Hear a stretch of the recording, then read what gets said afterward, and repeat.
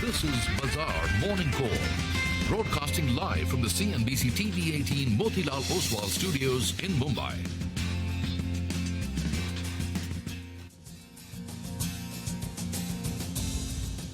Good morning. Welcome to Bazaar Morning Call. You're watching us live from the CNBC-TV18 Motilal Oswal studio right here in Mumbai. I'm Sonia Shenoy, and joining me today is Nigel D'Souza, and we have Mangalam Malu. So, of course, it's going to be an action-packed next 2.5 hours.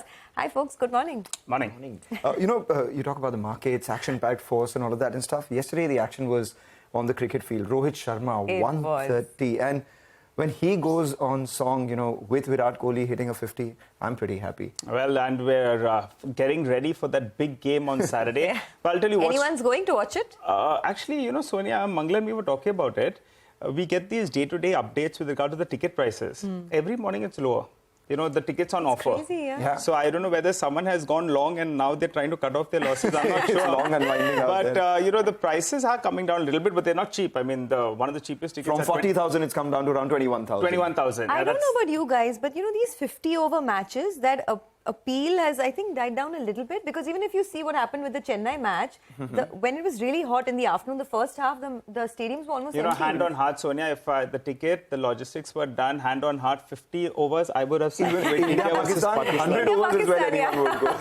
Absolutely. Okay, well, a lot of sporting action, but there's a lot of market action as well. And the big headline that we're looking at this morning is, of course, what came out through with TCS's numbers. Now, there are arguments on both sides, on the bull and the bearish side, but I think the market will kickstart with a bearish view, considering that, the commentary from the management, which is what the street was waiting for eagerly, the commentary is weak. The management says that there is no improvement in the demand environment just yet. I had a chance to speak to a few market experts, and they said that it would take some time for this entire pocket to recover, considering the bellwether TCS has said that there is no improvement in demand. In fact, look at the internals, right? The dollar revenue declined for the first time in 13 quarters for TCS. The buyback amount was lower. The buyback size was lower than what they did last year. So most of the internals indicate that things are not that great. But yes, of course, deal wins have been very strong for TCS. So there are some positives in that as well.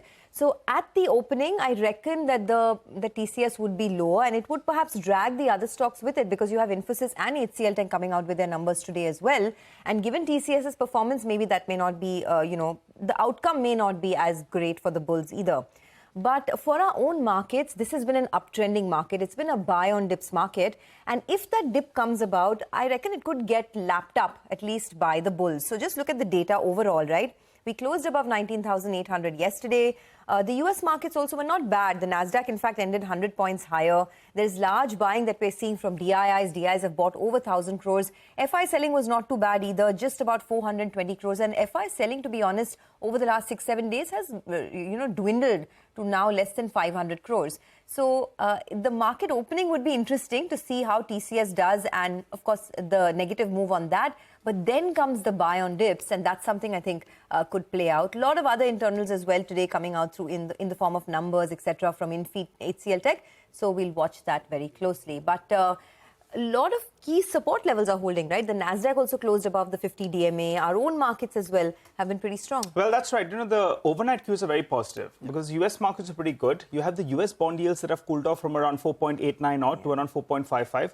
Brent crude prices are down to around $85 per barrel. And the Saudis, they are saying they're going to keep the markets in check. So you like what you're hearing out from there. It's pretty much a buy on dips market. But given the kind of cues that we had, yesterday, that's why I said maybe booking part profits would be prudent. And yesterday, in fact, we started 19,770. We ended closer around 19,800 odd. So booking some profits made sense for yesterday. But the bias is on the long side. And part to do what we're going to start off today will be what we ended off, yesterday. So just want to pull up two frames. One is, let's pull up a split screen of the HDFC Bank stock and Reliance Industries. Both of them, they came to the party at the final hour of trade yesterday. And both those two, they're more than 25% of the index. You want them to continue to perform from here on. And HDFC Bank in particular has been an underperformer. So both those two need to perform. Markets will like that. The other factor is the IT stocks. Towards the final 30 minutes, they sold off. You see the IT index itself. You see the TCS stock as well. The markets were sniffing. Maybe there'll be some kind of disappointment. So if that is the case, actually, that is good. If those numbers are a little bit weakish, then maybe the positioning is such that they were expecting a weakish set of numbers. Moving to the trade on the whole, well, you have the Nifty open interest as well as the Nifty Bank open interest yesterday. You did see a fair bit of short covering that did play out because both those indices ended in the green and there was open interest that was lower. But I want to tell you the power of short covering, and we keep making this point. When the FI net shorts go to 95, 90,000, 95,000, 100,000 odd contracts on the short side, it's not such a bad thing. And I just want to pull up this chart. Just take a look at that. They had gone down to around 92,000 short positions, and at that point of time, Nifty went down to around 19,300 odd. Gradually, they have been covering their short positions, which are now down to around 74,000 odd, and we have rallied a good 500 points odd. That's the power of short covering. That's why getting shorts in the system actually is a good thing. So, that's one point I wanted to make. Where does the problem lie then? It lies in the Nifty Bank. We went yesterday to around the 44,710 odd mark, and from there we did see some bit of selling. So that's the crucial resistance zone, and the Nifty Bank will give direction even in today's trading session and in the near term. If we need to get past the 20,000 odd mark, the Nifty Bank needs to cross some crucial resistance zones. So 20, 50 and 100 DMA, all of them are in that vicinity itself. On the Nifty, well, we had the 19,800 put that did see some bit of writing. By the end of it, the premium was around 40 rupees, but it started off closer to around 95 rupees. So there was some writing being seen out there and some out of the money call buying. If today is the day we go to the round that, closer to 20,000 odd, then we'll have to see whether or not, but that appears a bit of a punt that's taken out there. So on the Nifty, the support levels, 19,720, going by the writing that we saw at 19,800 put, and the 20 DMA as well. So buy the dip seems to be the trend till you get stopped out, and the stop loss is around that 19,720 odd. Mangalam. Well, buy the dip is good for our markets right now, and that's coming in from some support coming in from the heavyweights that you spoke about. The question is, what happens to the other IT stocks today apart from TCS? Because Infosys has a fair weight on the Nifty as well. And with support coming in from the heavyweights like HDFC and Reliance, if the IT pack does well as well, then maybe we could see a further up move. But the question, the answer of that would be how Infosys performs in today's trading session. No problems on the globe. 4 straight days of gain that we've got on Wall Street itself. Yesterday, the Dow was up almost 0.2%. We had the Nasdaq up 0.7%, and it's gained stopped above that 50-day moving average as well. That's the highest level that we've seen in the last 1 month or so. For us in India, 3 things doing really well. One, oil is down. It's back to, pre-conflict levels of around $85, and now some support coming in from Saudi. Secondly, even as the Fed minutes suggest that there is one more rate hike likely, we'll watch out for the inflation data today. And if that is a little soft, then bond yields will cool off a little further as well. Bond yields over the last couple of trading sessions have been down around 15 to 20 odd basis points as well. And the dollar index is sub 106. So all these 3 factors working for us.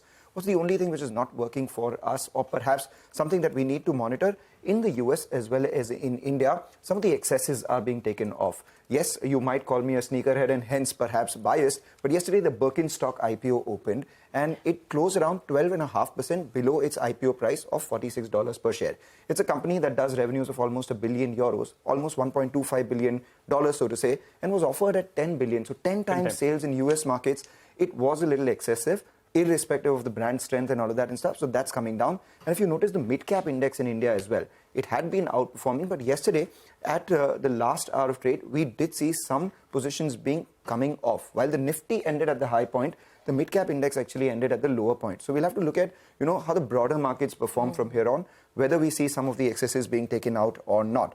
And your point on short covering, very well taken. 26% was the long contracts that we had just a few days ago. Now that's jumped to 29%. But mind you, 71% of the positions are still on the short side. So once we get going, then these short positions will have to run for cover and we'll see an up move. And the proof of that will be in how Delta Corp and MCX performed today. Why do I say that? Again, broader markets not performing too well. After flat results, Delta Corp is out of F&O ban. And secondly, MCX has been moving around but was in F&O ban. Now, today it comes out of F&O ban with all these, trades taking place on, the hope of their new platform coming in and all of that and stuff. What does it do now with broader participation as the stock comes out of F&O ban? These 2 stocks, the way these move, will tell you the mood in the mid-cap index. Okay, Magalam, quick question. Birkenstock part of your portfolio now? Part of my shoe portfolio? Not at all. Not at all. I love Birkenstock. Sona loves it too, but my son's wearing Birkenstock. Yeah, I mean, what's wrong with that? 4,500, 6,000 rupees for a pair of slippers. I'm okay without it. Beta ke liye it's okay. You can wear it wherever you want, right? Sometimes you can wear it at work. Anyway, let's see how the IPO does. But, what's going to assume importance today, of course, is TCS and what the management has to say, right? Just two more points on TCS. There was a decline in the headcount, a 1% quarter-on-quarter decline in the headcount this time. And that suggests that the near-term outlook for revenues could be on the weaker side. In fact, Nomura put out a note where they said that the company is unlikely to even meet their 25% margin guidance for FY24. So let's see how that one progresses. But first up, we have some commentary coming in from Gautam Dugar of Motilal Oswal, who says that the market should consolidate around 20,000 on the Nifty, with results season being the next cue. He says TCS numbers are in line with low expectations, but the commentary indicates that recovery can take some more time. He says they are underweight tech stocks and expect very muted performance from Infosys and HCL Tech today. They have shifted some weight from IT to pharma and industrials, and they are overweight on consumption, autos and financials. Well, let's also get you some money market calls. Parul Mittal Sinha of Standard Chartered Bank says the USD INR inched down marginally this week as the dollar weakened on dovish Fed comments and contained West Asia tensions, despite higher oil prices and continued FPI outflows. She expects the USD INR pair to trade in a range of 83.10 to 83.35 in the coming week amid elevated oil prices. It will be interesting to see where that goes, given the weakness that we've seen in oil prices overnight. All right, on the bonds, Parul says that the dovish Fed speakers indicate ending the hiking cycle amidst contained tensions in West Asia till now help global yields move lower. She says, accordingly, Indian yields also move lower, but to a lesser extent, due to the possibility of OMO sales announcement by the RBI. She adds RBI's focus on getting inflation to 4% and tighter core liquidity is likely to define a floor for the yields. And she expects the 10-year benchmark bond yield to trade in a range of 7.25 to 7.4%. Parul adds the market will remain watchful of any positive announcement of the Bloomberg Aggregate Bond Index in the month of November. Well, there's a lot of stock-specific action to track for you. We'll get to that in just a bit in our special Top 10 segment. For the time being, we're looking at the list for you. We're looking at Grasim, Sula Vineyards, Aster DM, Oro Pharma, Cipla, Sami Hotels. They are stocks on the positive news flow that have got overnight, while we have TCS, Patanjali, Delta Corp and Zaggle Prepaid that could be reacting negatively to the news flow overnight. All right, we have a lot of cues coming through, so let's get our first guest on board. Matt Orton, the Chief Market Strategist at Raymond James Investment, joins us now to give us his view. Matt, good morning and thanks for joining in on the channel. Things are very different from what it was about a week ago, right, when there were a lot of worries about how the geopolitical issues could impact global equities. But now the markets have sort of moved forward from that and once again resumed their uptrend. How are you feeling about a market like India now? Hey, good morning, Sonia. Always good to see you. And India has been one of my top picks for a while from a global investment perspective. I think India within the emerging market complex, the U.S. within the developed market complex are two great places to keep money from a long-term perspective. But what I like about India is the fact that you're continuing to see higher highs and higher lows. That is encouraging. And India has also not only outperformed the broader emerging market complex, but it's managed to outperform the US and most developed markets too on the downside. And it's continued to move up. And I think a big part of that is just related to the expansion of supply chains continuing to move into India. There's longer-term earnings momentum that's associated with that. So when I look at the opportunity set in India, I continue to like the industrials complex, anything related to the long-term infrastructure build-outs, ports, railroads, more factories, supply chain areas. Those are all very, very interesting. I've also been lightening a little bit on the financial side and moving some more money on marginally to information technology and IT services. Obviously, the results this morning aren't that encouraging, but it's a bifurcated space. And I think leaning into idiosyncratic drivers are going to be important because you've still seen, I'd say green shoots coming from LTI Mindtree, Tech Mahindra. So there's a little bit of nuance and differences there, but India as a whole continues to look attractive, and it's under-owned by most foreign investors as well, and I think that will provide good long-term tailwinds. All right. Hi, Matt. Good morning. Good to see you in. And as you have been saying over the last many months, you continue to remain, long on India with a longer-term horizon as well. We discussed crude oil prices the last time, and you said maybe India is better equipped this time around with crude oil prices spiking up. The good news is, from the last time we chatted, the crude oil price itself has fallen more than $10. Do you think we've seen, the highs for crude oil prices for this year itself with the Saudis? The commentary overnight as well was very, very positive because they're talking about balancing the market.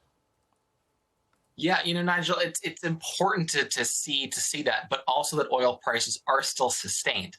Energy as a sector globally is one that I think continues to look attractive, and it's because there's such a demand supply imbalance in the oil space. You've seen massive underinvestment in capital discipline on the part of a lot of large companies, and at the same time, you've seen demand hold up much better than I think a lot of strategists and economists would have expected, given that the global economy has been in good shape. So I think, again, India benefits from the fact that we're seeing a little bit of relief, and the fact that there's willingness on the part of Saudi and the OPEC Plus members to provide supply if and when it's absolutely necessary. So we kind of have a nice range, and I expect to see this probably $80 to $95 range hold over at least the next 6 to 12 months. Right. Matt, do you have a sense on the auto and auto ancillary space right now? You did say that you like the manufacturing sector. You are incrementally moving some money to the financials as well. But in the past, you've said that opportunities are opening up in the auto and auto ancillary sector. Stocks have done well. Are there any particular areas that you like there?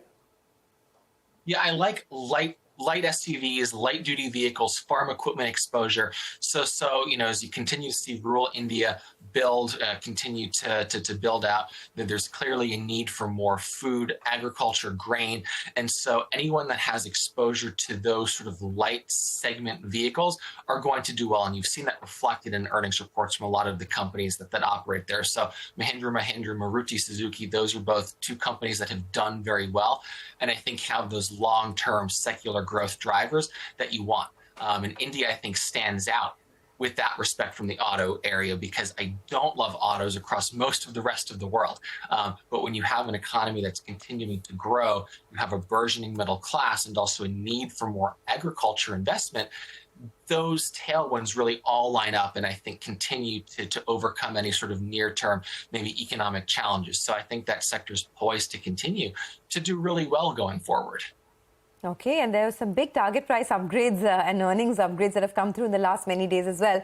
Matt, thanks a lot for joining in. Appreciate your thoughts here on CNBC TV18. All right, let's take a short commercial break. We'll be back in a bit. TCS, of course, is the top story, and we're awaiting the management that will be with us in just about 5-10 minutes from now. So do keep it with the channel, and the list of other stocks in focus in just minutes from now. Stay tuned.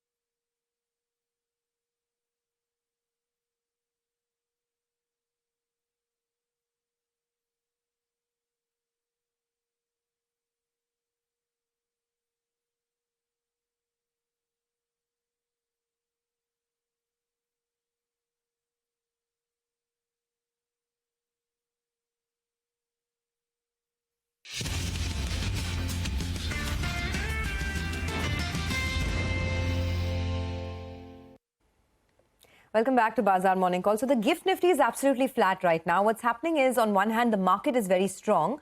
We have good global cues. Crude has fallen. US bond yields have cooled off. And, of course, in our own markets as well, the trend has been on the upside. But on the other hand, TCS's numbers have been less than impressive. So Reema's here to give us the latest on that. And, of course, we'll hear from the management in a while from now. Reema, hi, good morning. Hi, good morning. So it's a mixed bag from TCS this time. 3 positives, 3 negatives. On the positive side is the margin performance. Margins expanding by 110 basis points sequentially ahead of street expectation. Very strong deal wins at $11.2 billion, the second highest on record, led by JLR and BSNL. And the third one is the cool-off in their attrition numbers, almost back to pre-COVID levels at 14.9%. But on the other hand, the top line has disappointed the street. It's declined on a quarter-on-quarter basis in dollar revenues, down 0.22%. This is the first decline that we've seen in over 3 years in the last 13 quarters. Second, headcount has fallen by 6,300 employees sequentially. Headcount is also seen as a lead indicator for future demand. And third one is buyback. It's a good size, 17,000 crore rupees, but I think the street would have hoped for at least a number similar to last year at 18,000 crore rupees. So given it's a mixed bag, I would still veer towards the stock perhaps underperforming from here on, because in the run-up to the buyback, the stock had outperformed. Secondly, brokerages have brought down their growth estimates for the full year, given the Q2 miss. So Citi, for instance, is saying that for this year, TCS is likely to clock in a 3.5% top-line revenue growth. HSBC has a hold call on the stock, given the valuations are reasonable. They don't see too much upside.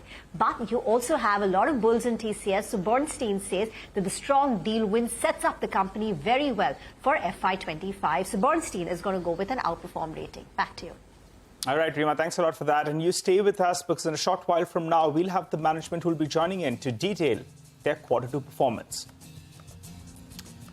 Well, let's focus on the next stock, Grasim. Well, that stock ended at the high point of the day yesterday. The street was sniffing something, it seems, because the stock did spike up, particularly in the second half of trade. Now, they've announced post-market hours that the board meeting will be on 16th of October, and they're going to be considering a fundraising. They're saying they could consider a rights issue, a QIP, or even a preferential issue. What could this be used for? Well, to fund the growth capex and also maybe deleverage their balance sheet. In the last couple of quarters, from the end of FY23 to the end of first quarter, well, the debt number went to around 3,500 crore rupees, so it nearly doubled. That's because of the ambitious capex plan. Remember, most of the capex that they have lined up is going to be for the paints division. And for the year, they've lined up close to 5,800 crores of capex, out of which they've spent close to 1,400 crores. So most likely it will be for capex as well as deleveraging balance sheet. What the street doesn't want, though, is that any of this money goes towards Vodafone Idea. The management has assured the street numerous times that that's not going to happen, so that's unlikely to happen. Expect the stock to open up in the green. But Mangalam, you're tracking a few numbers that came in overnight. Tell us more. Well, there are business updates that have come in from Patanjali and Sula. That Patanjali is down and Sula is up. It's something that tells you a little about the consumer sentiment as well. For Patanjali Food, edible oil segment has been facing ongoing pressure coming in from excessive imports, as a result of which they would see an impact on both their revenues as well as their margins.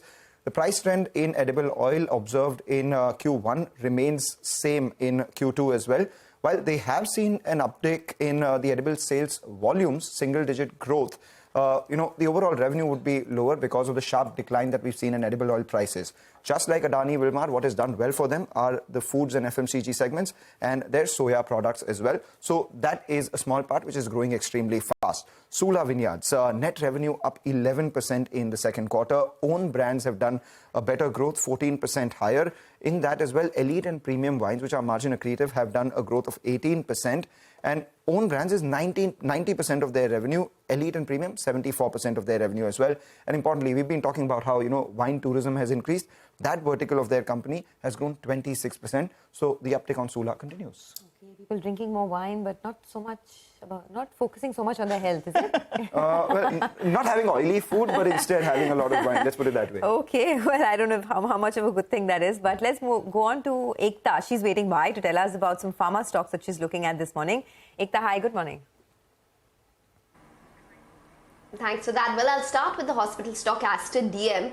Sources have indicated to Bloomberg that PE firms such as BPEA EQT as well as Ontario Teachers Pension Plan are companies which are considering a deal to acquire Aster DM assets, including the India business. Blackstone and KKR are said to have bid for the India business. Valuations of around $1.5 billion is what is doing the rounds. Prospective acquirers could also team up to basically buy out the entire business of Aster DM. Valuations of around $2.5 billion for the entire business.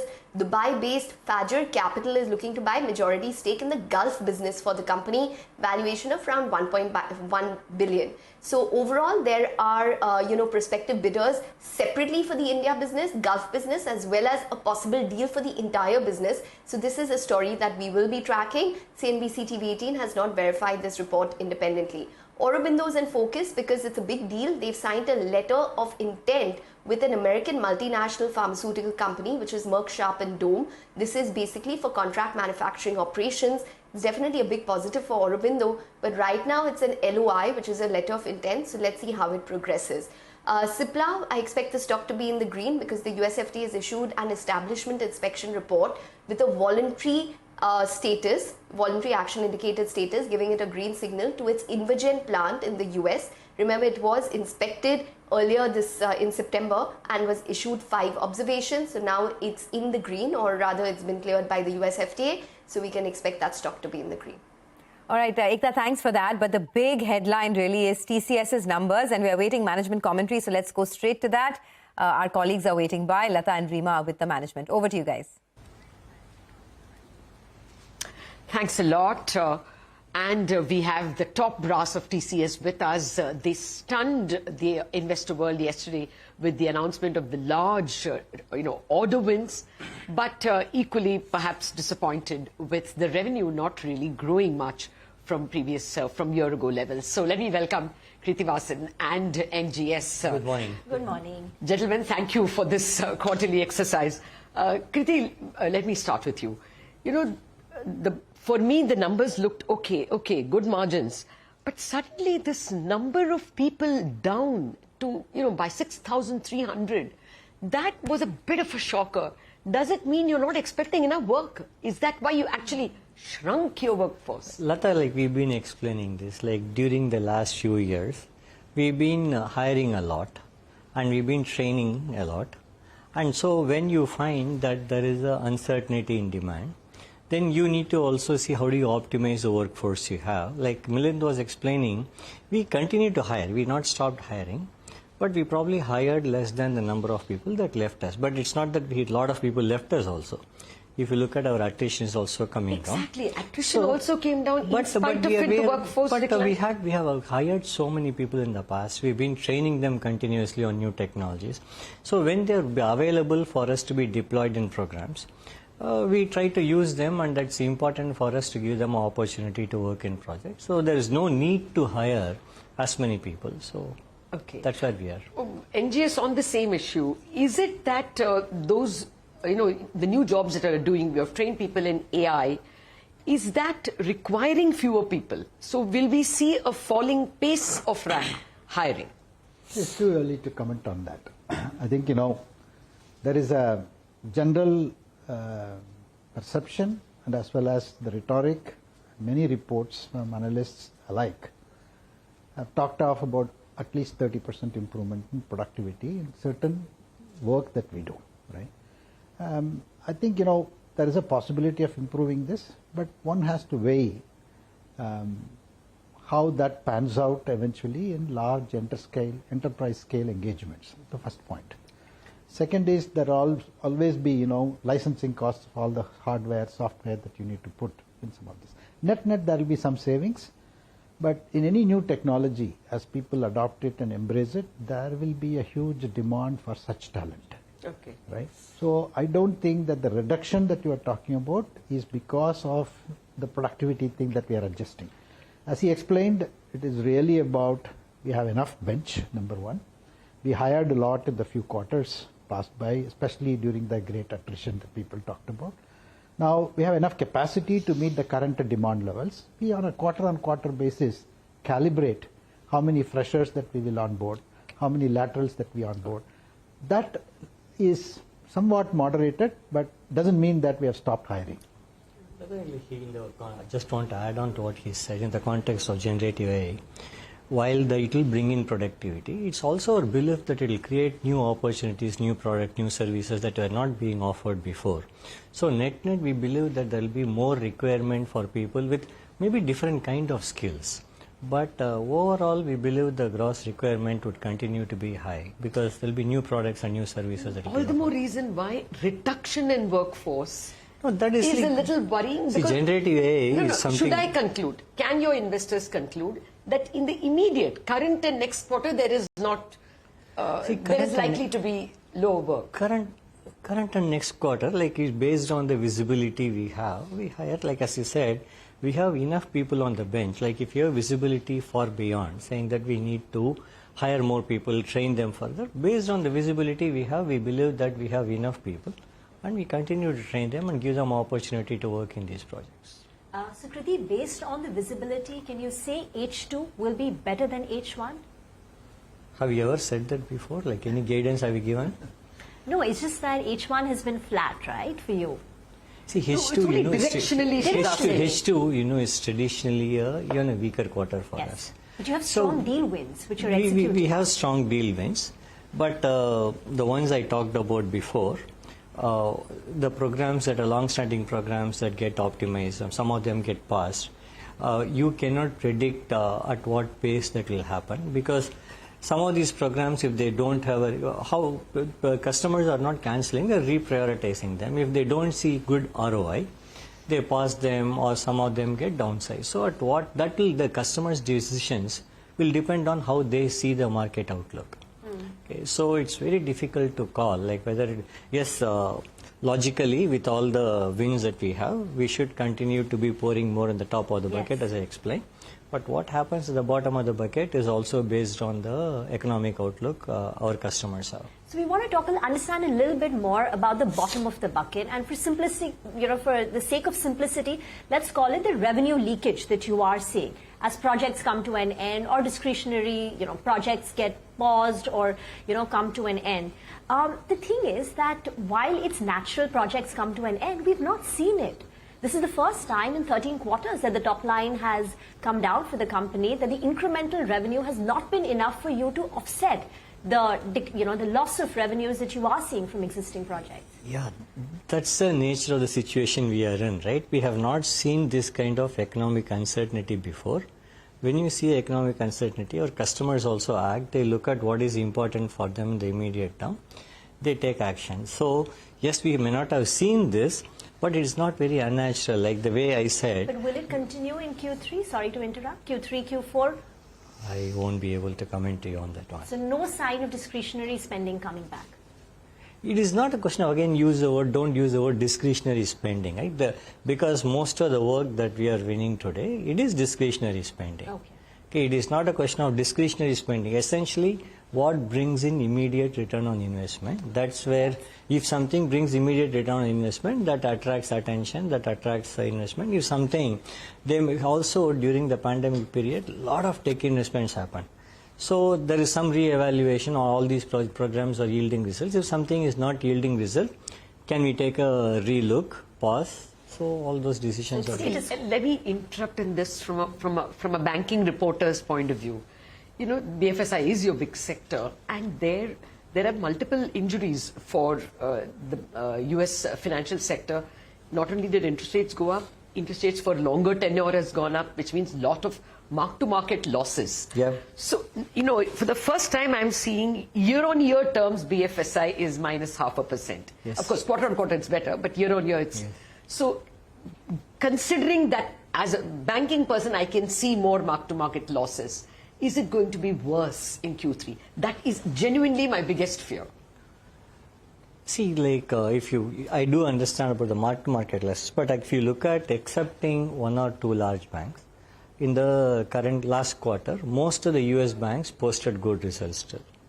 Okay, and it's more my worry is about the sentiments than about what happened now. I was explaining yesterday, the household savings are coming down, even though the spend is still high. In fact, I was reading a report that said Credit card outstanding is still at an all-time high. Spend is high. But once the household savings starts depleting, you would expect that spend will also come down. Like we have seen that reflecting in our consumer business, where even the essential business is slowing down. So there are definitely like uncertainties, and our customers are taking actions to handle what they see is a potential situation, which is resulting in, as I said, projects that are having immediate ROI getting more attention, and where they don't see the ROI getting less attention. So chances of Q3 being more difficult than the quarter gone by is something we have to accept. And I think we have, seasonally it's a weak quarter. Number of working days are less. Some No, but customers, seasonality apart. Is it only still seasonality. Second is that, look, given the narration that you talked about for banks, which is typically applicable for many enterprises, their year-end is December. So they would like to shore up their own balance sheet and profits in this particular quarter. So there will be a lot of optimization that will happen during this quarter. And we have to wait and see how much we are able to pull from all the big deals that we are executing. At the same time, how much it gets bought out at the bottom. And then balance it out. But we are hopeful that we will have at least, be positive about it rather than being negative about it. NGS, we never quite got what the tech budget number is for 2023. They were delayed to begin with. There was a lot of uncertainty at the beginning of the year. So now that we look back at this year, can you tell us what has been the tech budget growth, degrowth, or any number for this year? It remained stable for 2023. Yeah. It remained stable. And now customers are always, now this is the time of the year where they'll recalibrate the budgets for 2024. So, and will they be on time this time for next year, or do you think it could be? Given the certainties, I think my own planning horizon is 15 days. Right? Your planning horizon is 15 days maximum, right? Because, a lot of things happen, right? So in every market something happens. The war, nobody thought that this Israel situation will emerge 10 days ago, right? So every 15 days there is something, a new technology comes in, new ways of, someone goes out and talks about AI. So impacts are to be constantly assessed, right? So our planning horizon is about 15 days. Even our customers, I think we are reading a lot on what is the next year budget. Like even increasingly your customers don't look at it as a 1 year horizon. They take a quarter in time and make a decision on whether they want. And even if they say there's an increase, it doesn't mean much, because during the quarter, if things change, they recalibrate it all the time. Okay, so calling beyond that point is a little difficult. What about margins, Kriti? This was a pleasant surprise, and it was perhaps to some extent expected that your margins would improve. But, the aspirational 26, do you see yourself at least inching higher in the remaining 2 quarters of the year? All our efforts will be to inch higher. Oh, of course. Okay. But what is the visibility? See, we have taken steps this quarter. We are assuming some of them will yield results in the subsequent quarter also. So, and all our teams are geared up, particularly when you don't have good visibility on the top line. I think it's natural to focus on the bottom line, so that focus will continue. NGS on deal wins. Your previous deal win guidance was $7 to $9 billion on a quarterly basis. In the press conference yesterday, you said $9 to $10 billion could be the run rate going ahead. So you've stepped it up and you've proved it over the last 3 quarters. What is that driven on? Because it doesn't appear that the market pie has gone up. Are you being more aggressive? And are you okay to sacrifice a little bit of margins to get these long tenure large deals? Or are you gaining market share? Can you tell us this $9 to $10 billion of deal wins? What makes you so confident you'll be able to sustain it? In general, our philosophy is growth with margins. If you focus on one of them, you will lose both. Right? But having said that, look, there are strategic opportunities like we need to get into, and then where on an overall basis it will come. But in the immediate basis, we may be losing out on margins. We will not shy away from such investments. I think we have time and again proved that. Right? From our perspective, I think 3 consecutive quarters of $10 billion plus in order book is very good for us.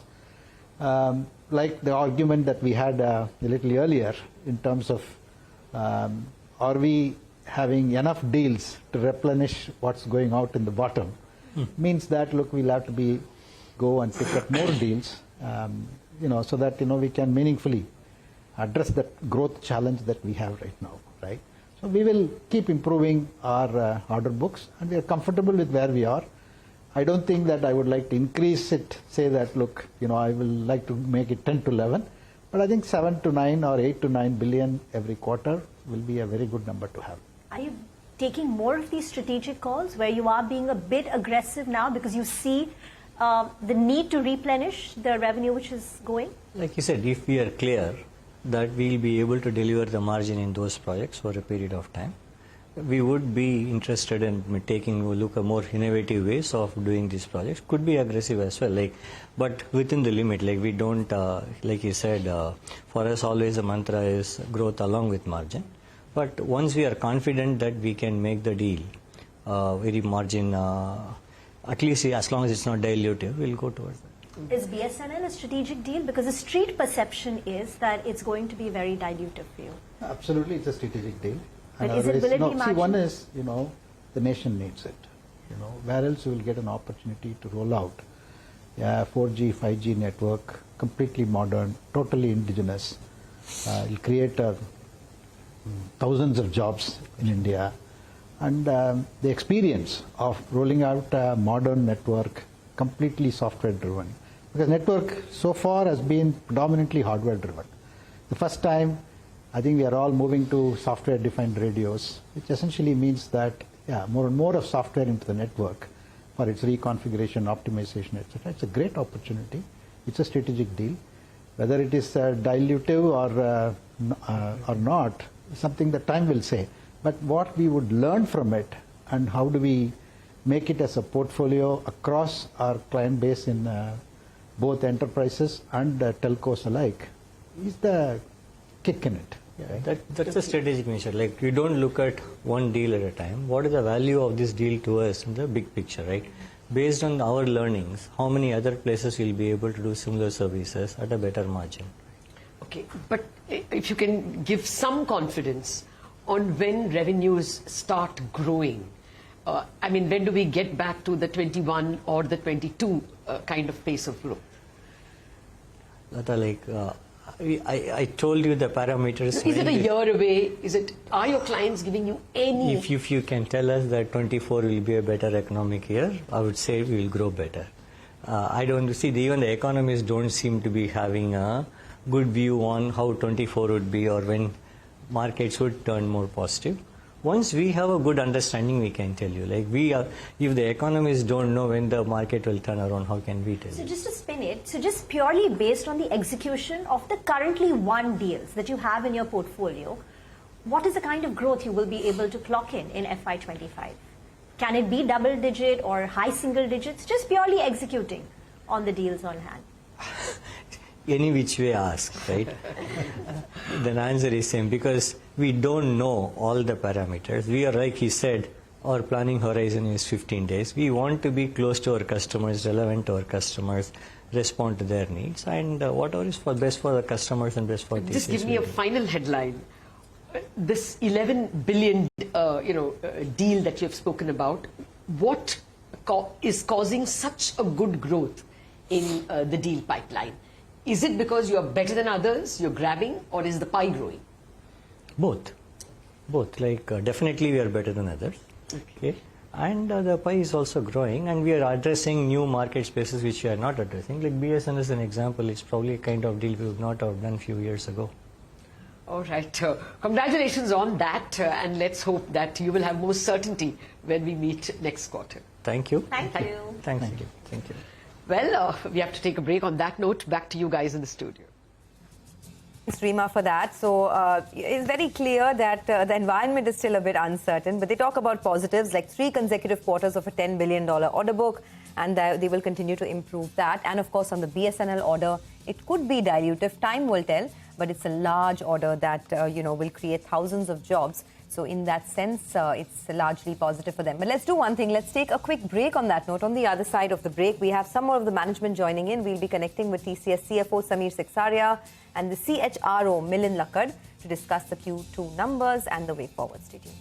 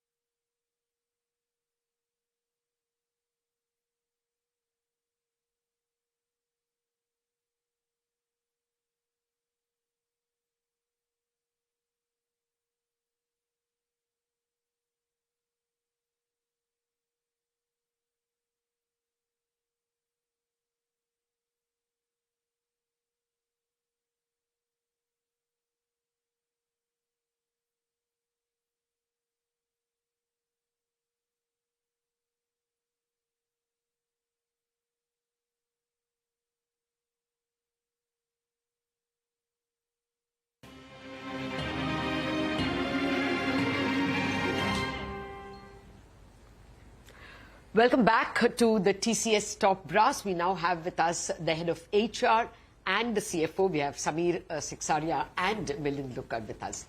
Thank you very much, gentlemen. Milind, it has to be an HR question because of this huge 6,300 numbers that your workforce shrunk by. Now, I mean, you shrink the workforce only when you don't see enough work. So can we conclude that Q3 and Q4 perhaps are going to be as tough as Q2? From a workforce standpoint? Yeah, otherwise you would have more people, isn't it? I think I expect, if not to that level, but similar numbers in the coming quarters. Similar numbers on the headcount reduction? Yeah, headcount reduction. Oh, you will reduce 6,000 in the I will not current say I will not be able to commit to a number, but yeah, we are in making all the investment which we made in the past is now getting eventually we getting fruits out of it, and as a result we are attrition also is coming down, and as a result we are recalibrating our hiring. So our hiring numbers are going to be less compared to our attrition, and as a result I see the number will be lower significantly. If it is a low positive or a negative number is very difficult to say at this point. Is it because they're more productive, they're better trained? Because we have trained them for 18 months, 18 to 24 months. They have gone on the jobs, and now they have come on stream and now delivering. So that actually is a significant investment which we made is now paying off. So is that a margin lever then, Samir? We should, because of that, is that one reason why you should expect better margins in Q3 and Q4? So absolutely it's a margin lever, and that's what has been delivered in Q2. So if you look at the key, what we call as disciplined execution, or what we got 100 basis points specifically from driving productivity and utilization. And also we being able to replace or further optimize on the subcontractor cost. Samir, is 25% exit margin for this year a tall task, considering that you will have large deal transition, which initially do put pressure on margin, and plus there are fewer working days? So is 25% a tall task, according to you? So I think first we'll be happy with what we were able to deliver in Q2, with top line being slightly sluggish, being able to deliver 110 basis points, and keeping in mind that we have given full cycle increments for the year. I think, and the levers which I talked about, if we are able to continue, and they do provide further scope for optimization, that would be what we'll be relying upon as a positive. As you rightly called out, there would be headwinds which we have to take it into our straddle when we are working on the overall. So 25% doable? Let's hope. How much of a headwind are these large deals on your margins? So, like I yesterday also spoke to you, we look at it from a portfolio perspective. No, just in the near term. See, overall, our objective would be, as a portfolio, to deliver the margins which we are looking towards. There is a belief among analysts that in these large deals, since they are so severely competed for, they tend to be of lower margins. Is that a fair assumption? So, as I mentioned yesterday as well, we'll take strategic calls at a specific account level. But overall, our focus would be to stay focused on the portfolio delivering the margin. Yes, it could be in some things, and that's our strategic call which we would be taking. Also, the deal life cycle or the project life cycle also could have various varying levels of margins. So directionally, margins improve in Q3, Q4 versus Q2? With your best wishes. Milind, getting back to that point about recalibrating your hiring, you had put out at the beginning of the year that you will hire 40,000 freshers. Does that target stay? So I think, the point is we have made offers, and we are not, obviously we are going to honor all the offers, right? And the point is when do they come in, which quarter they come in is something which gets calibrated. So, that is what the plan is. In the past, we also hired during the year, that also has happened. So we'll do all kinds of things, to ensure that we are aligned with what is required from a business perspective and what is required from a long-term standpoint. Are training costs going up, Milind, because you'll have to respond to generative AI, new technologies, new challenges? I think our investment in overall talent development is very, very high. It is a significant. Does it get higher is what I'm asking. No, but it is so high that this is not material enough to basically make a significant impact. Okay. So, Samir, therefore, what will you look for as margins? You clearly told us that one lever is the fact that you're able to do more work with less people. What are the other margins, other levers?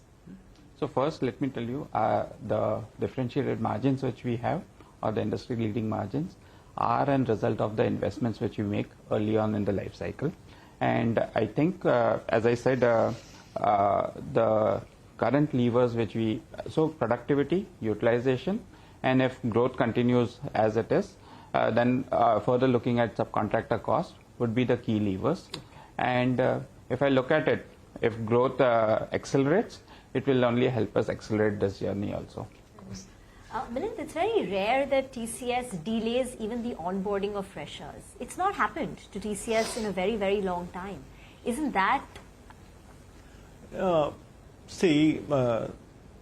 are situations which we need to adapt to, and while I'll tell you one thing, even though we have delayed a bit, we have constantly engaged with the freshers and ensuring that they are not just engaging with us, but also learning along the way, and so there is a situation where we don't feel that, that the aspect of them delaying joining us is, letting the engagement coming down. Engagement is continuously on, and this is just a couple of months here and there, so I think we should be okay.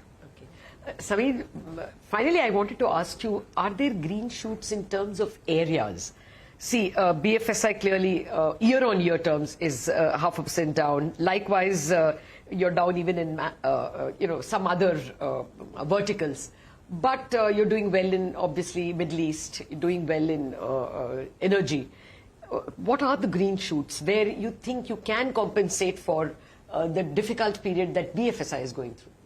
So if you look at, I'll not base it on one quarter, but definitely in Q2, if you look at BFSI has delivered positive growth sequentially, versus we know the pain which has been through the many quarters, specifically in BFSI and North America.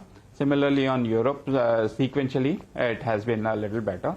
But I think the most impacted verticals have been BFSI, the telcos on CMI, and tech and services, and a little bit now coming in on the retail side, versus manufacturing, as well as on energy and utilities, which we have carved out now, have been outperformers at double digit.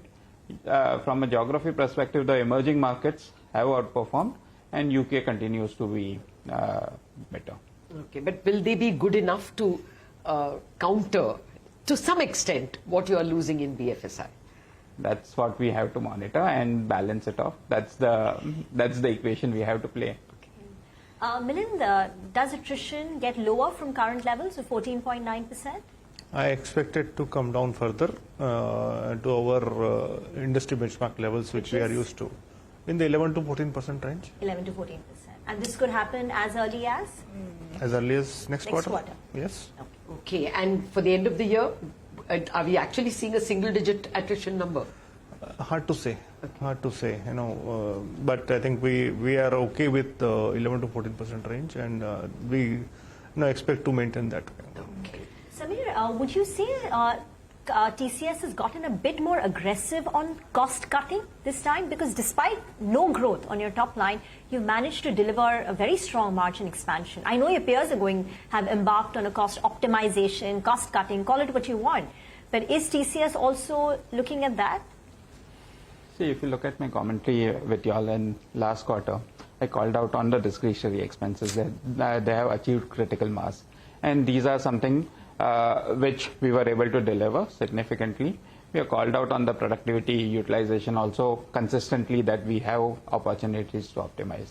While we have, if you look at some of the expenses on the direct revenue side, the cost of revenue side, those have continued to increase, and we have invested where it is required. You see infrastructure expenses going up. So, just a final question from me. We always keep telling you this. Accenture has announced this $200 million generative AI orders. When do we hear the first one from TCS? See, we have been investing enough. We have had 250 projects which are the pipeline which is available, and we are incrementally working with customers in terms of their pilots, co-innovating with them, and also working with them on their Gen AI strategy and roadmap. So you may stun us this quarter itself? Let's see, let's wait. Right. Milind, just one more question. You all organized restructuring. There was a change in the way you all structure the organization. It's now decided on geographies, verticals, a bit of a departure from what we've seen in the past few years. What is the change that you expect it should bring about to TCS, the benefit of this organizational restructuring? It is more aligned to the customer situations. The customers also like it. And we bring in the overall industry point of view, and at one place, all of that is so important, and that will basically only bring us to our customers closer. Okay. All the very best for the third and the fourth quarters, and thank you very much for participating in this chat. Thank you, Lata. Thank you, Rima. Back to you guys in the studio. All right, thanks a lot, Lata and Rima, for that. So let's do one thing. Of course, the market will be reacting to the TCS numbers in a couple of minutes from now. We'll get the pre-opening rates. So we'll take a quick commercial break. On that note, lots of excerpts and snippets from that interview through the course of the day. For now, Mitesh Thakkar and Sudarshan Sukhani will join us to tell us how to approach today's trading day. Stay tuned.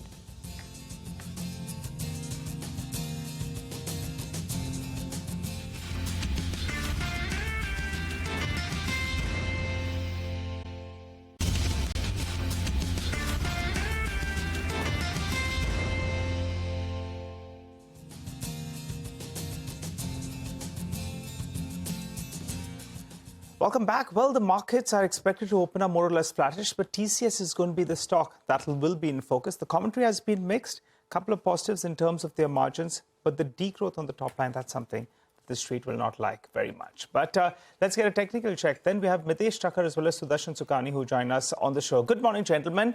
Mitesh, you go first. What's the call on the Nifty? I think you were looking at around the 19,850 once we got past that 19,725. But what's the trade this morning? Morning, Nigel. So actually yesterday, we got a high of 19,840 and then mildly cooled off from there. The Nifty still remains positively biased, and I would still maintain a possibility of us testing 19,980, 20,000 zones. But the key here could be the Bank Nifty. The Bank Nifty, which yesterday made a high of about 44,710, cooled off from there and closed on a slightly weakish note. Now it's closed near the intraday averages of on the hourly and the 2 hourly charts. So if we can hold above this 44,400, 44,350 zone, then I think we should not only try and retest 44,700, but also make an attempt towards 45,000. If that happens, then the Nifty would be heading towards 20,000 easily.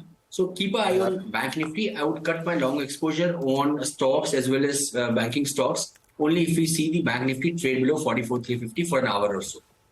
All right, 44,350 on the Nifty Bank is something that we'll have to watch out for on the way down. If it holds on to that, then perhaps goes as close to even 45,000. That will be the key for our markets, of course, given the weakness that we are anticipating in the IT space. So, Darshan, your thoughts on sectors and individual stocks? Well, for the Nifty, the view is that we went long on Tuesday morning almost at the right time, and now short-term traders must take profits. There's a 3-day cycle, an approximate cycle, and we are in the 3rd day of that cycle for a short-term trader. This is a very good time to take money off the table and wait patiently for the Nifty to again have a dip. It can happen today afternoon, tomorrow, Monday, whenever, and then re-enter. The trend in the Nifty remains up, but currently profits are advised. The Bank Nifty doesn't even have a clear trend. It has a very messy chart. Like the Nifty had a very clear up move for the last 4 or 5 days. The Bank Nifty doesn't have that. It's entering into an area where there is significant resistance. So the Bank Nifty is a complete avoid. Okay, all right. Well, Mitesh, good morning. I wanted your thoughts on individual stocks. What's your list? And also, what do you do with a stock like TCS now? Okay. Good morning. First, I'll cover the stock recommendations. Couple of FMCG names feature on the list today. HUL, after a good correction, gave a reversal. That's a buy. Keep a stop below 25.30 here. Look for targets of 26.20. Nestle is a buy as well.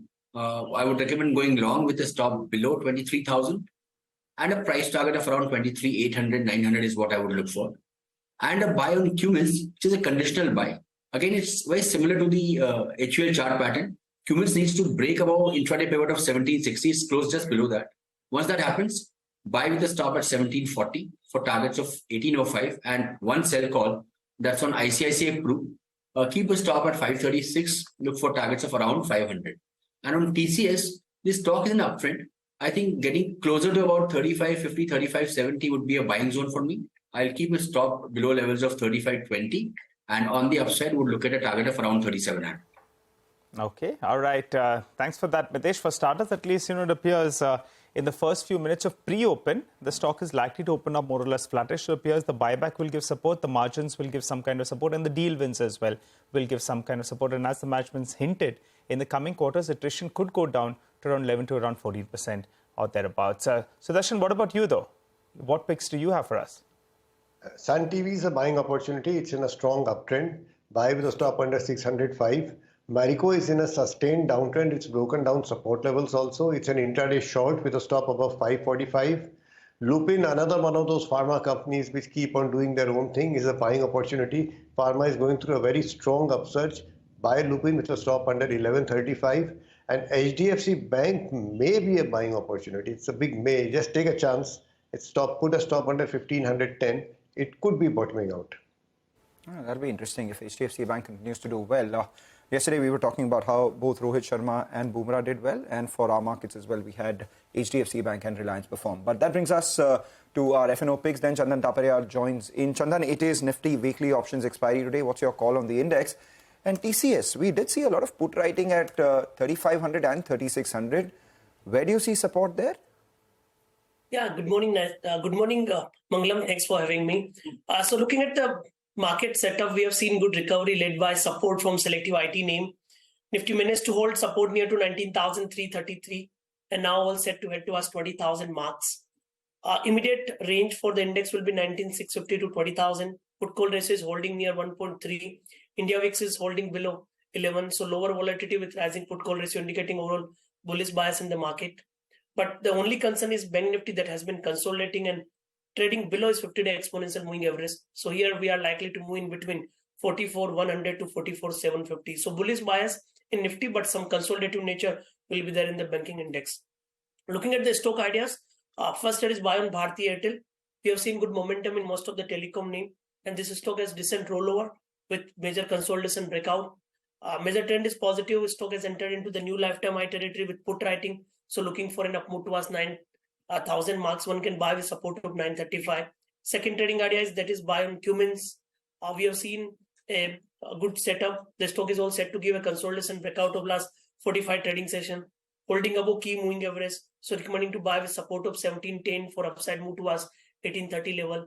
Last trading idea, there is buy on McDowell. We are making high rise, high lows from last 3-4 days. Consumption stocks are doing well. So recommending to buy with support of 1030 for target of 1090. Now looking at TCS, Nifty IT has recently bottomed out. And we have seen momentum in most of the IT name, including Bsoft and other counter like Emphasis or non-FNO name. Looking at TCS, we have seen surge in the put call ratio. The stock witnessed put writing at 3,500. Some writing is also visible at 3,600. But I'll give major weightage to 3,500 put writing. And I believe with support of 3,500 or 3,520, the stock has potential to move towards 3,720, 3,750 kind of level. So put writing and higher base will take the TCS on slightly bullish note, or otherwise buy and decline will continue in most of the IT name, including TCS. Okay, that doesn't seem the case as of now, but the market, of course, is reacting to the numbers right now. Chandan, thanks a lot for that. So TCS, after that tug of war between the bulls and the bears, has now settled lower, about 0.5%, I think 1% lower now.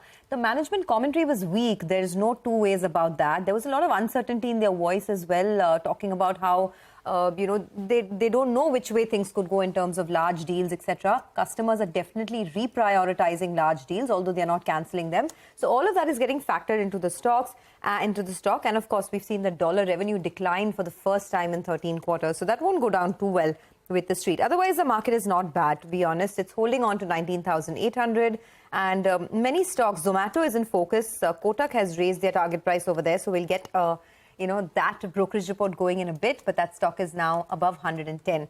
Let's also put focus on the chemical space this morning. Nuvama says that the weakness is going to persist in Q2 earnings for the specialty chemical players. Rohan Gupta, director at Nuvama Institutional Equities, joins us now with his call on the space and Q2 expectations. Rohan, hi, great to see you on the channel. Wanted your thoughts first, if you could just lay down the framework for us. What is the expectation this quarter from the sector, and what are your top buys now? So Sonia, good morning first of all, and thank you very much for having me on the channel. So yes, we definitely have highlighted that the weakness in a specialty chemical basket is likely to continue what we have already seen in Q1. Q2 is not likely to see any significant improvement. Actually, for some of the companies, it may even see worse than the Q1 because the bottom was not made out in the Q1 for some of the companies, especially in refrigerant gases and some of the companies which are primarily catering to agrochemicals, probably players like SRF, Anupam, Gujarat Fluoro. Some of these companies are going to witness further weakness in the results in Q2. As far as the improvement is concerned, I think a couple of companies are still isolated from this weakness across the globe. PI Industries is still maintaining their earnings growth momentum, given that their key product, pyroxosulfone, it is still showing a strong volume growth. Another company which are mainly catering to FMCG industries, players like Galaxy, Fine Organics, some of these companies may still able to defend their earnings growth. But yes, all said and done, we are still very, very negative as far as the specialty chemical industry is concerned in the near term, especially in Q2. Negative in the near term. Morning, Rohan. Good to see you. When there's been a bit of a spurt in prices of some basic chemicals. Why is it? Is it because of lower dumping by China, or is there expectation of a recovery from here on? So Nigel, it is all about that how we see when the prices have fallen from almost $20 to $7-8, and if we see that the prices have gone to $8 to $9, I do not see actually it is actual recovery. They are just bottoming out, and probably a 5 to 10% to 15% improvement is not a very important sign to read right now, because the most important thing to look at right now is that whether the volume growth is coming back, which we are not seeing. Because in specialty chemical, the global inventory still remain on a higher end. With the rising interest rate scenario, global players or MNCs are still reducing their inventory levels. So the demand scenario still remains very weak. Some of the chemicals, definitely you are right that some of the commodities have witnessed some kind of price increase. But I think that is just only from the very bottom. Prices have gone up by 10 to 15%. But I still don't see it as a very solid recovery or which is sustainable, because until unless we don't see volumes coming back, this is not likely to sustain. And we believe that volume growth is still likely to remain weak in the current quarter. Rohan, you did say that some of the companies which give chemicals for refrigerants, etc., are likely to do well. Wanted your thoughts on something like a Navin Fluorine. It's down 25% from its highs post the management resignation. Do you think now the stock comes at attractive levels, or you would wait for some more time, some clarity at the leadership before you dive in? No, Mangalam. I said that for the scenario for the refrigerant gas players, it still remains weak. The demand still remains weak. There is no recovery. And also, this is not the season for the ref gases. So, global environment, also in the domestic environment, refrigerant gases prices are still weak only, and we do not see any recovery near term. As far as for the Navin Fluorine, there has been an unfortunate event. The key person leaving from the company, I think that is what weighing down on the stock price. I think that is the prime reason why the stock is down. As far as their current business is concerned, I think it is likely to remain stable. They are expecting a lot of projects to go on stream over next 2 years.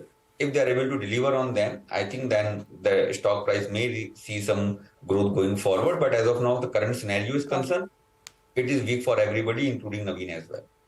All right, Rohan, we'll let you go on that note. We're heading into the market opening, but thanks a lot for your thoughts on, the specialty chemical space. So negative and cautious on that front. But for the market, it's interesting because TCS is the one that's dragging the market lower. Even Infosys and HCL Tech come out with numbers today. That one is on the lower side as well. But stripped of that, it's not too bad. The mid-cap index actually is up about 170 points. And a lot of stocks, banks are not doing too badly. IndusInd Bank is one of your top gainers. Auto stocks, Hero, Tata, Maruti, all in the green. From banks, there's SBI. From consumption, there's Asian Paints, there are Britannia that are in the green as well. So not a bad opening on that front. Just one word on Zomato. That one is up about 1%. Well, that is up about 1% in pre-open, and that's because there has been a price upgrade which has come in from Kotak. They've increased their price from around 110 to around 125. They believe that things are looking good for them. The GMV, the gross merchandise value growth, has bottomed out, and from here on, it will only improve. They've raised their estimates from around 14% to 18% in the GMV growth itself. This is just one of the upgrades that have come in on Zomato over the last few trading sessions. We've seen a lot of brokerages turn slightly more constructive on these new age players. So this is likely to reflect in the moves in not just Zomato, but all the other new age players too. Okay, and of course this this festive season and cricket season, you expect more orders to follow through for Zomato as well.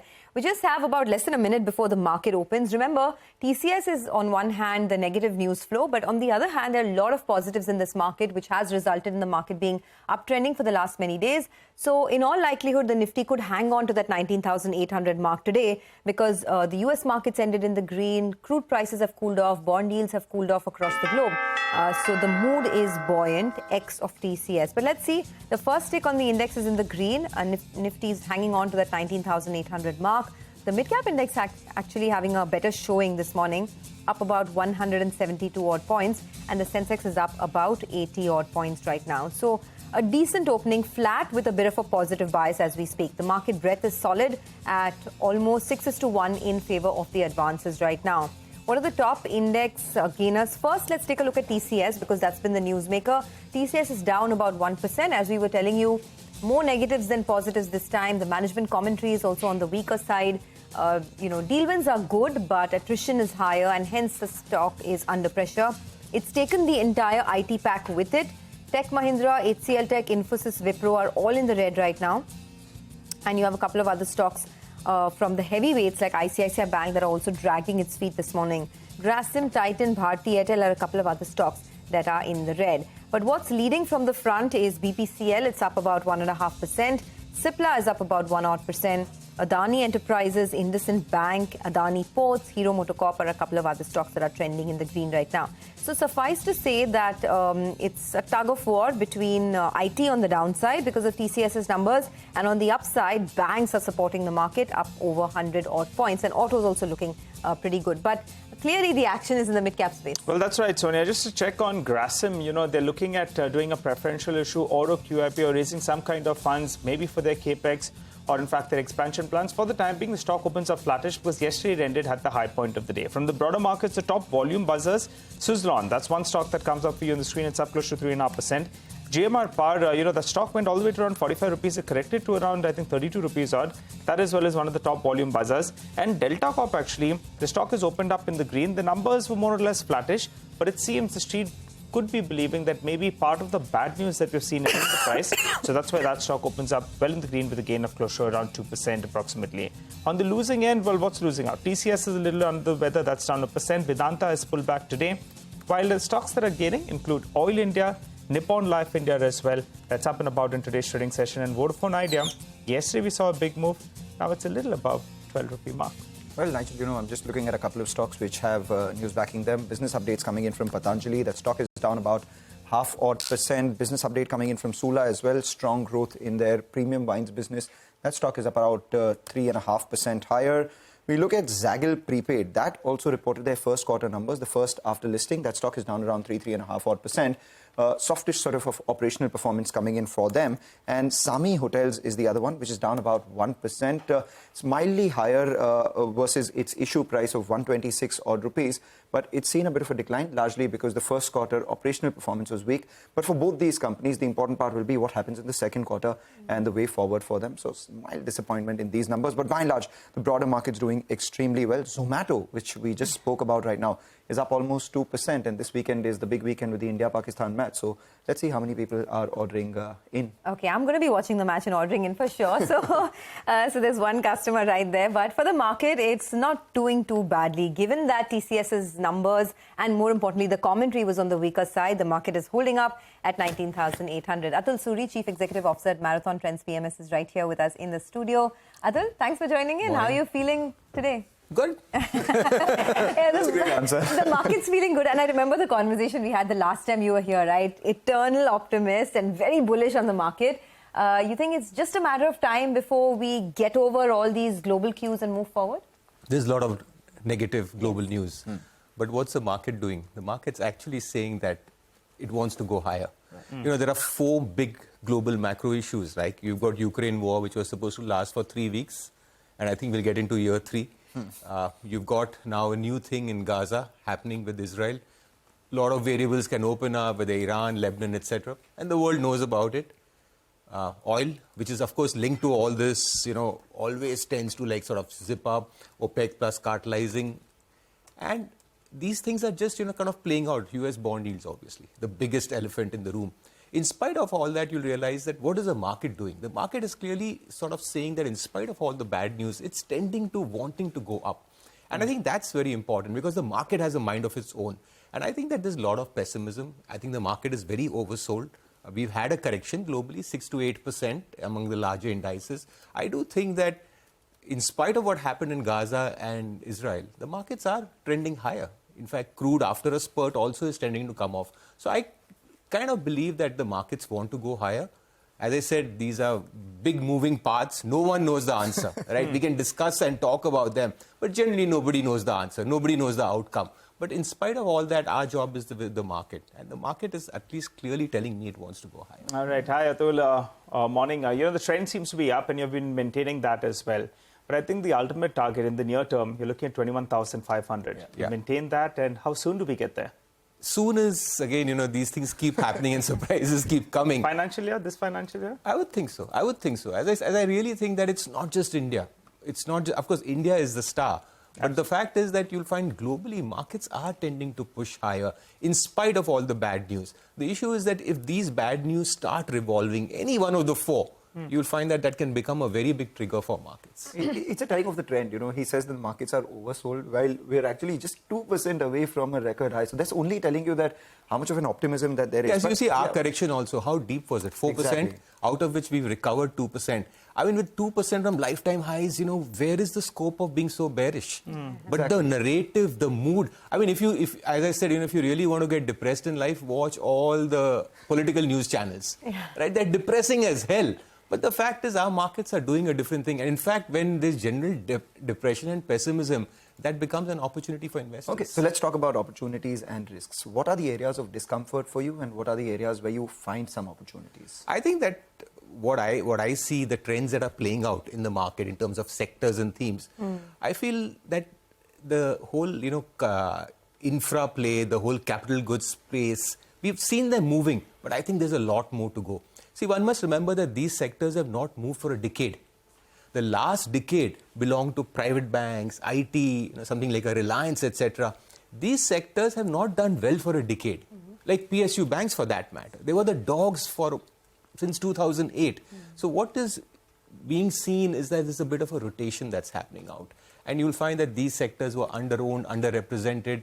A lot of companies which were not good enough got eliminated, and just a handful of them are there. And whenever the industrial cycle turns, these guys are going to be disproportionate beneficiaries. So I do think that the market is going to reward these things. They have run up, so people get skeptical and say, oh, they are very valuations are high, etc. But I do think that they'll surprise as far as earnings go, and I feel that these will be a larger trend playing out. Yeah. Okay. By the way, for the market, just one word, right? It's not too bad at all. It's still holding, but the mid-cap space is really picking up pace now. So 160 points higher on the mid-cap index, and a lot of individual stocks. Autos is clearly the flavor of the day, as it has been in the last many days. So today as well, Tata Motors, Hero MotoCorp, M&M, all in the green. But Atul, what is the texture of this market looking like now as we head into some big events, right? Like the general elections over the next 6 to 8 months. Is this a market that is uninterrupted on the upside, or do you think that we could see some amount of time correction before the next leg up? I think that's very possible. Politics is definitely a very big thing, whether we like it or not. One of the reasons for optimism, buoyancy in India is always that kind of continuity in the politics that we have experienced. So I think that state elections will come up. Now, I really don't know how much it's going to affect, what is going to be the outcome. There are too many variables. But you're right that they could act as speed breakers. And if the market starts believing that, there could be a change in the general elections, or there could be problems and all, again, as I said, I'm not a pundit at that. I think that mentally it could affect, because it's a very big positive play for that. So one thing I'd like to address, prior to that, is this whole mid-cap, small-cap rally. Yeah. I think the biggest concern for everybody is that, boss, there's a bubble here. So we kind of did some work on that, and I'll just share that with you. Sure. My understanding is that the reason why mid and small caps are moving is the sectors that are moving actually have hardly any representation in the large cap. So when I spoke about infra, when I spoke about capital goods, when I spoke about engineering, they haven't done well for a decade. And you'll find that there's hardly anything, they have hardly any representation in the large cap, barring probably an L&T. L&T. Yes.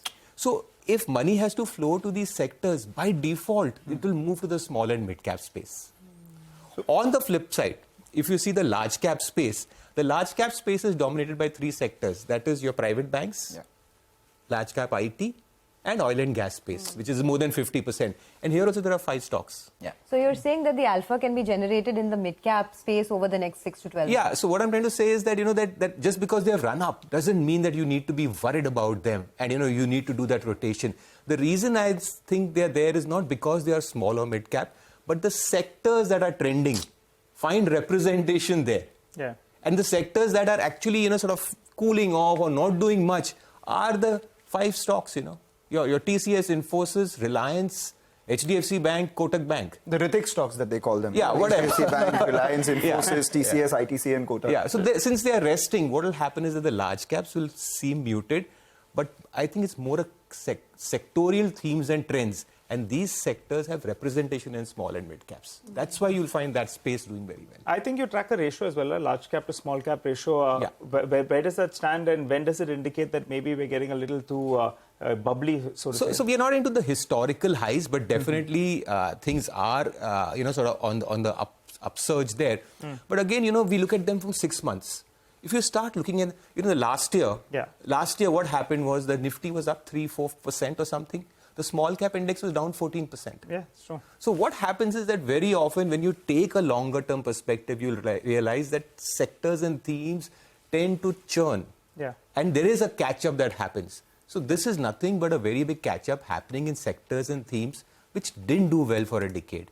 And because of that, most large caps have become mid caps and mid caps have become small caps. Right. So money is actually flowing to those sectors. That's why you'll find that space in the market is going up. Let's talk about the heavier names, the private banks. Some of these banking names actually have underperformed. And just to drive home the point with regard to the way the small caps have bounced back, if you pull up, a year-to-date chart of the Nifty as well as the small cap index, first 3 months the small cap index was underperforming. From there, big outperformance out there. But let's talk about the bigger constituents, the banking names.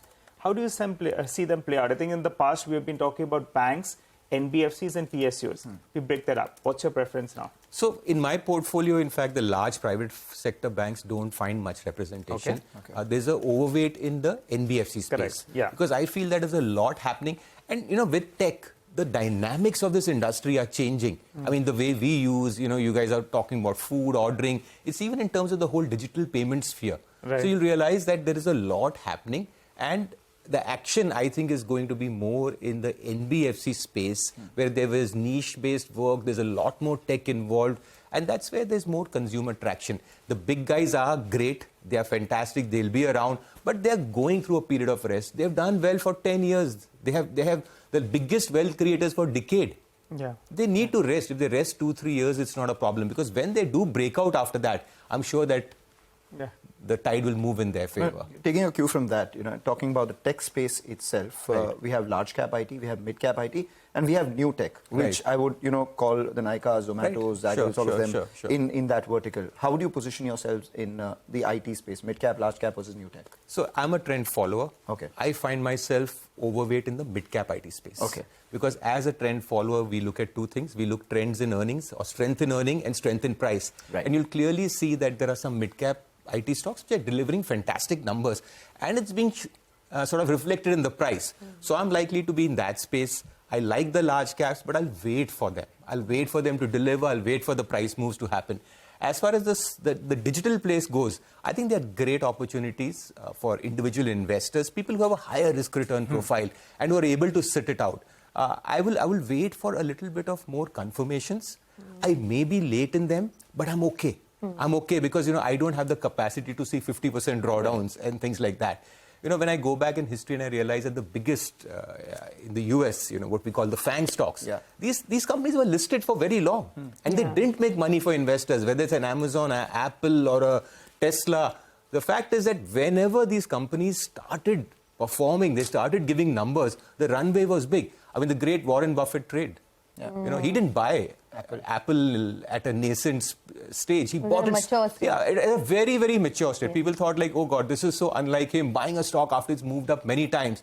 But post that probably is his biggest wealth creating trade ever. Absolutely. Okay, one last question, because it is the flavor of the moment on the downside. TCS, when a management themselves comes out and says that, the things are uncertain, demand is not picking up, you want to be cautious there. But how are you feeling about this space on the technical side of things? Is there a good buy on dips opportunity here for the long term? See, there are, as I said, that the large and mid-cap space. At the end of the day, as a portfolio manager, I have limited bullets. I have 20 bullets, right? And maybe I would like to allocate 3 or so, maybe a 15% or a 20% allocation to IT. Where am I likely to be here? In these spaces, one does not know, Sonia, how long it's going to take. They are great companies, they will do well. But when they do well, we'll be in it. But at the moment, something else is doing well. That opportunity cost. Absolutely, there's an opportunity cost, and then we don't know the length of opportunity. Sometimes some of these mid-cap spaces are in such niche spaces, and there's so much changing in the tech world. You never know when you will have a multi-bagger. So as a trend investor, as a trend follower, I find my footprint in the more mid-cap IT space. And as I said, I need strength in earnings and I need strength in price. Have you put down any of those names on that little yellow pad that you have with the multi-bagger? No. That's only for Diwali. Diwali. I know. Zomato. Actually, this Diwali is going to be a really good one, right? I mean, compared to what we saw in the preceding Diwalis. If we were just looking at the numbers record high SIP flows, Demat accounts. And even if you look at it, I mean, just 8% of Indians still have Demat accounts. So the scope is pretty large if you look at it in that sense. The SIP flows is the most heartening thing. The most heartening thing. We looked at people like us who've been in the market for so long. We always thought that FI money is smart money and Indian money is dumb money. No. But I think it's going to just change the whole thing. It's the Indian money that's the smart money. And dare to say FI money may be the dumb money. I mean, we can't put smart or dumb anything. Money is money. Money is money. The question is where does it go? I'll tell you who's driven this market, right? Everyone who's watching. Because the SIP flows have been rock solid. I'll just give a couple of data points. From demonetization, those numbers are up 4 times, the SIP flows. From COVID lows, it's doubled. And I'll be doing a piece later today, so that's why I know that. But thanks so much, Atul, for coming down to the studio. Thanks for Catch up with you down the road sometime soon. Yes, walking down the road. Walking down the road in your new sneakers. By the way, also really? Sneaker. I just love it. I'm envious of Mangalam. So what are you sneakerheads buying these days? He's got a big store right under his office. So he just walks down for a coffee, buys a pair of sneakers and comes back. I just see the prices and come back. And then Mangalam goes and buys. Thanks. All right. Well, from sneakers, let's talk about shipping because that's the important one right now. Let's put focus on GE shipping. The ongoing Israel-Hamas war has impacted the shipping industry. Has it? Or has it had any impact on rates? G. Shivakumar, who's the Executive Director and CFO at GE Shipping, joins us now to discuss just that. Thanks a lot, Mr. Shivakumar, for joining in. I mean, just wanted to understand, has there been any impact on freight rates, shipping routes, and the demand for oil tankers on account of the geopolitical uncertainty that we've seen from the start of this week? Morning, Mangalam. Thanks for having me. Currently, no impact yet, and that's the headline news. There is no impact on shipping currently from the sad situation which we have in the Middle East. It's not on the main trade routes. There is no significant impact on cargoes either. So currently no impact at all on shipping, including on any of the routes. Is there any increase in demand for oil tankers because of the move that we've seen on crude prices lately? Not really. In any case, we are due for an increase in demand for tankers. This is traditionally the stronger season for tanker demand and earnings. So we are due for an increase sometime in this quarter. So the last quarter of the calendar year and the first quarter following that are typically the stronger period for tanker demand as refineries back and they are running full tilt. We haven't yet seen that. And again, this event has not had any impact on the demand for tankers so far. Again, it's early days, but it's tough to see how it could have that impact. Hi, Mr. Shivakumar. Good morning. Thanks so much for joining in. Nigel on this side. You're due for an increase, as you said. Could you give us an updated contract value? Normally, I think you break it down between dry, product, as well as crude. Updated number, and where could it move? So typically, the crude tankers on average, and this is again very broad headline numbers, and these vary depending on the route. Across the board, the crude tankers are probably earning somewhere around $25,000 a day. The product tankers are also earning similar numbers, between $25,000 and $30,000 a day. For the tankers, it's lower than it was at this time last year. Last year, we had an unseasonally strong summer period, which was Q1, Q2 of the financial year. This time it's been a little lower. And while still pretty profitable, they're lower than they were at this time last year. Coming to dry bulk is doing quite well. Cape sizes, which were earning $10,000 a day or less, are currently earning in the high 20s, so close to $30,000 a day. And when I say $10,000 a day or less, I'm talking about 2 months ago. The smaller bulk carriers are earning something like $14,000 to $16,000 a day on average, and all of these are spot market earning for voyages which you fix today. So from the last disclosed rates that you had, dry bulk, which was sub 10,000, has gone up to 15, 16 for the smaller one, gone up to 22 for the larger ones. Product from 30,000 has come down to around 25 odd thousand, between 25 to 30. And crude tankers, which you said were closer to 40, 45,000, have come down to around 25, 30 as well. Take that point. But, you recently also sold a dry bulk carrier, Jug Rohan, to a third-party buyer. Just wanted to understand how much did you sell it for? When does the money come to you, and whether you sold it for a profit or a loss? If you could give us those numbers. Yeah, so we don't disclose details of the prices at which we sell because we have a confidentiality clause in our agreements. It is sold at a profit. We bought this ship when the market was pretty low in 2017. So there is a profit on sale. I won't go into what that number is. The ship will be delivered anytime now. Within the next couple of days, the ship will be delivered to the buyers. And again, this was the oldest bulk carrier in our fleet. So this is part of just Could you give us a rough range? Could you give us a rough range of the profit? Not asking you for exact numbers, and we respect the confidentiality clause that you have. Just a rough range. Would it be, a couple of 100 crores, a couple of 1,000 crores? If you could just give us a sense. Not at all. This is an old bulk carrier, not in a high part of the cycle. It's nowhere near this. This is very small and quite nowhere near which number, sir? The 1,000 or the 100? Nowhere near even the 100. Okay, the 100. Okay. Okay. Are you, are companies like yours buying any assets right now, or are prices very high? What is the way forward? We also did, sorry, Sonia. So we also did buy a product tanker. We've contracted to buy a product tanker, a 15-year-old MR product tanker, about a month ago, and we should get deliveries sometime in the next couple of weeks, 2 to 3 weeks. So people are making these small investments. Again, prices are pretty high. I think I've mentioned in the past, prices are the highest they've been for tankers, are the highest they've been since the global financial crisis in 2008. So we're back to pretty high numbers. So you don't want to commit too much money in these markets. While the outlook is looking pretty solid, at least for tankers, you don't want to commit too much money in at these prices. But people are buying. There are buyers out there, and that's why prices have remained pretty strong. Okay, so you are not committing any money at the moment, although people are buying in the market. Got that. Can you tell me about the offshore vertical margins? How are they? Are they sustainable at the moment? Can it get better? Are you renegotiating any of your contracts?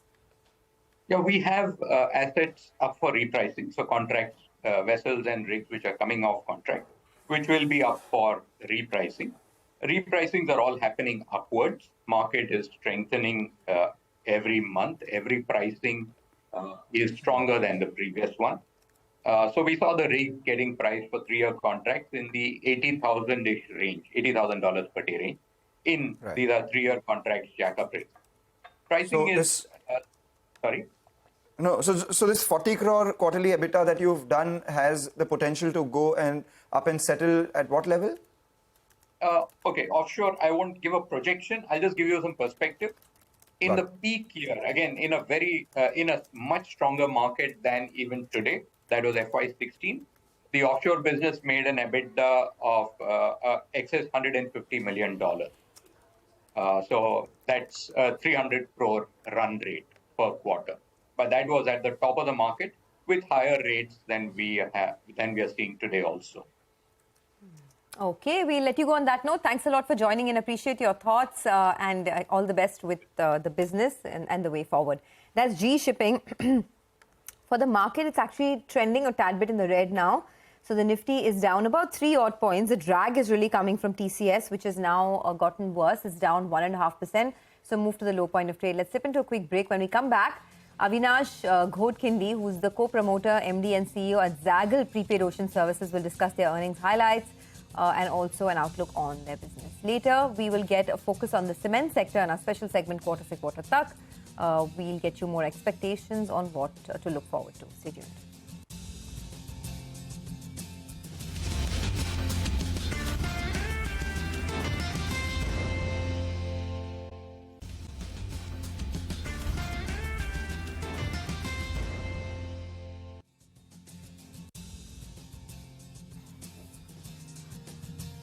Welcome back. Well, the markets are as flat as can be, but plenty of stocks are moving around. Vascon has moved to the high point of the day. NCC as well is moving higher as we speak. So both those two stocks, they are spiking up in the last few minutes. And GMDC has been on a roll.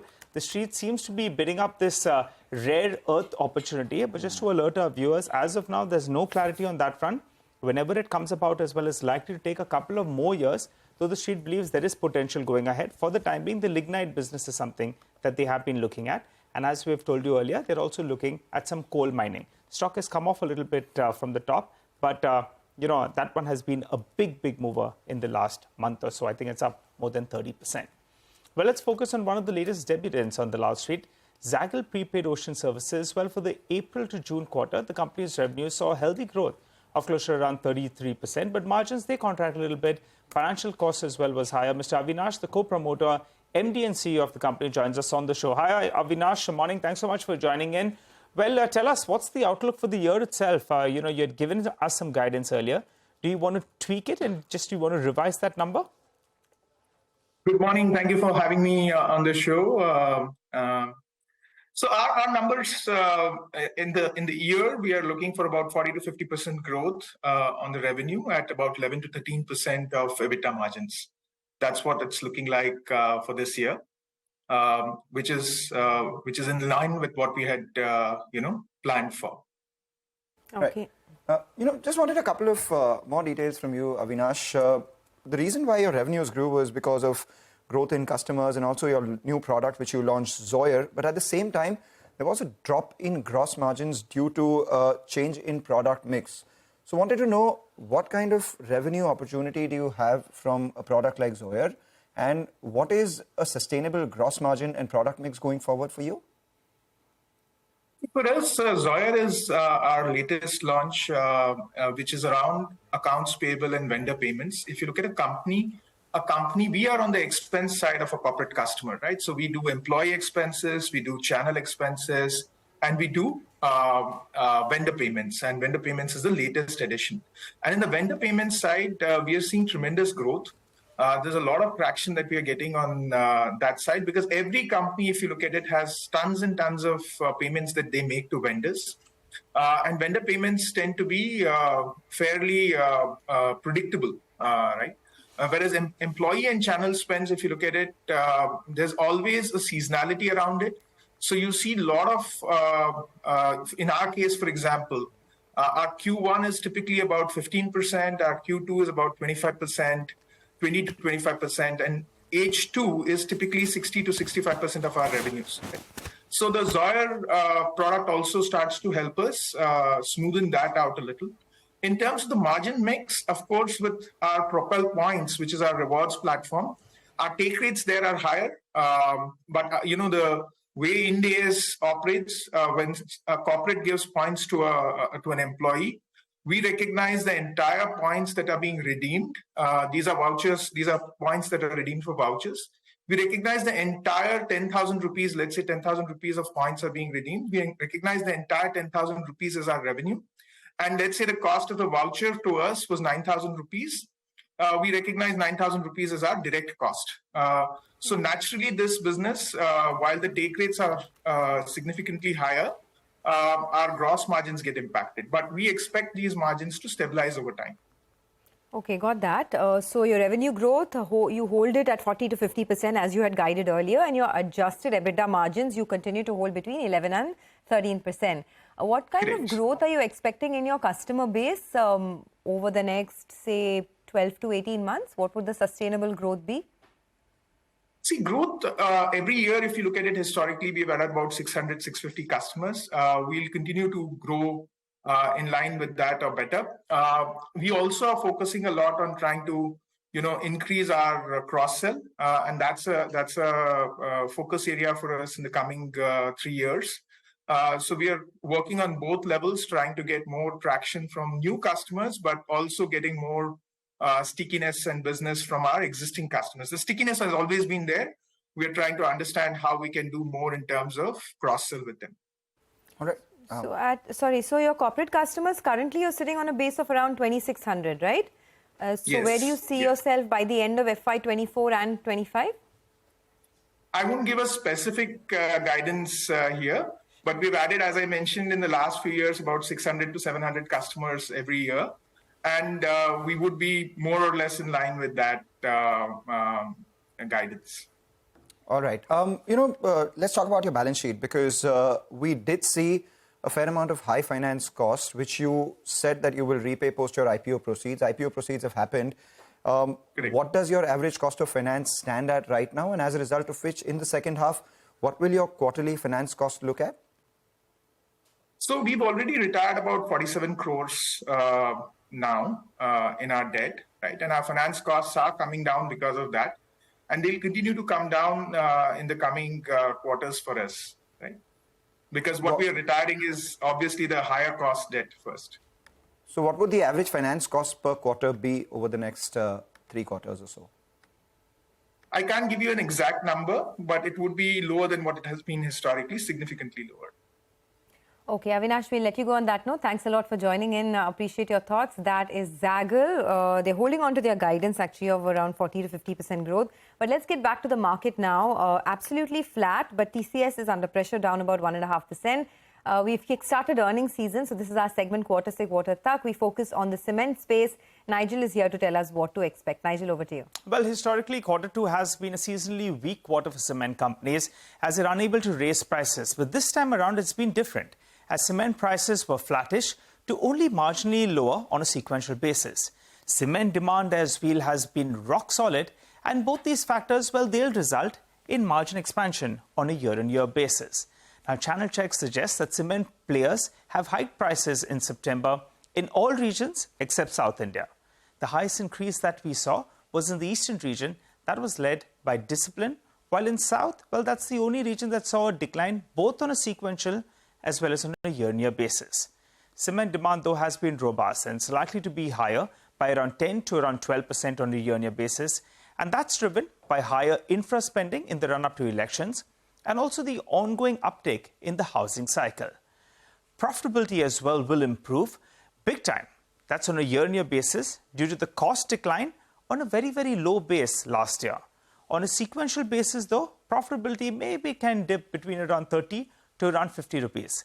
That's what will be reflecting a small increase in cost and some higher cost inventories as well that they could be sitting on, though the trend could be mixed across various companies. Now, the recent increase in energy costs could hurt the Q4 FY24 performance if the recent price increases momentum doesn't sustain. For the time being, the street assumes that the price increases will be enough to take care of any kind of cost spike up. Now, Jefferies, they list out the underperformers and the outperformers for the second quarter. The East exposure, well, they would hurt volumes for Dalmia as well as Novoco, who would grow in mid-single digits, which is much slower than the industry. I told you around 10 to around 12%. Ramco and JK Cement, well, they're likely to outperform as volume growth and absolute EBITDA growth will be absolutely spectacular.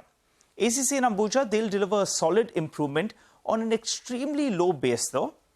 Ultratech could underperform due to a high base and because of high maintenance costs, despite already delivering super volume growth. And finally, Shree Cement could be back to its winning ways, as Jeffrey says the EBITDA per ton could be the highest among its peer set and could be over 1,000 rupees as well. Well, let's wind this down with a quick valuation check on an EV per ton basis. You have the large names in there, and out of that, you have ACC that's relatively cheaper in comparison to the big names. While from the mid caps as well, a couple of them have good amount of valuation comfort. That's namely Novoco as well as Birla Corp. So it appears to be we are bracing for a good showing in Q2, and what's important is Q3 could be even better. All right, Nigel, thanks a lot for putting that into perspective, the cement sector in the second quarter of FY24. Let's welcome Amit Murarka, who's the Executive Director at Axis Capital, joining in with his view on the sector as well. Amit, Nigel's given us the broad details of what one can expect from the sector in the second quarter. Just wanted your thoughts on how would you play it now? Would you look at higher valued companies which are likely to do extremely well on the EBITDA per ton front, or would you look at valuation reset for lower valued companies, given that the future looks even better for the sector? Yeah, hi, good morning. Thanks for having me here. So Firstly, just to put the sector construct out, we are quite positive on the space. So we think that cement sector has a good 6 to 12 months ahead for sure, and probably even longer. Things have aligned very well for the space. Prices have started to increase across regions. South, which was the only exception, have also seen price hikes in October. Costs are declining. So we are in a Goldilocks scenario in that sense, a strong demand, declining costs, as well as price hikes. And all of that is actually coming through from a very strong utilization improvement.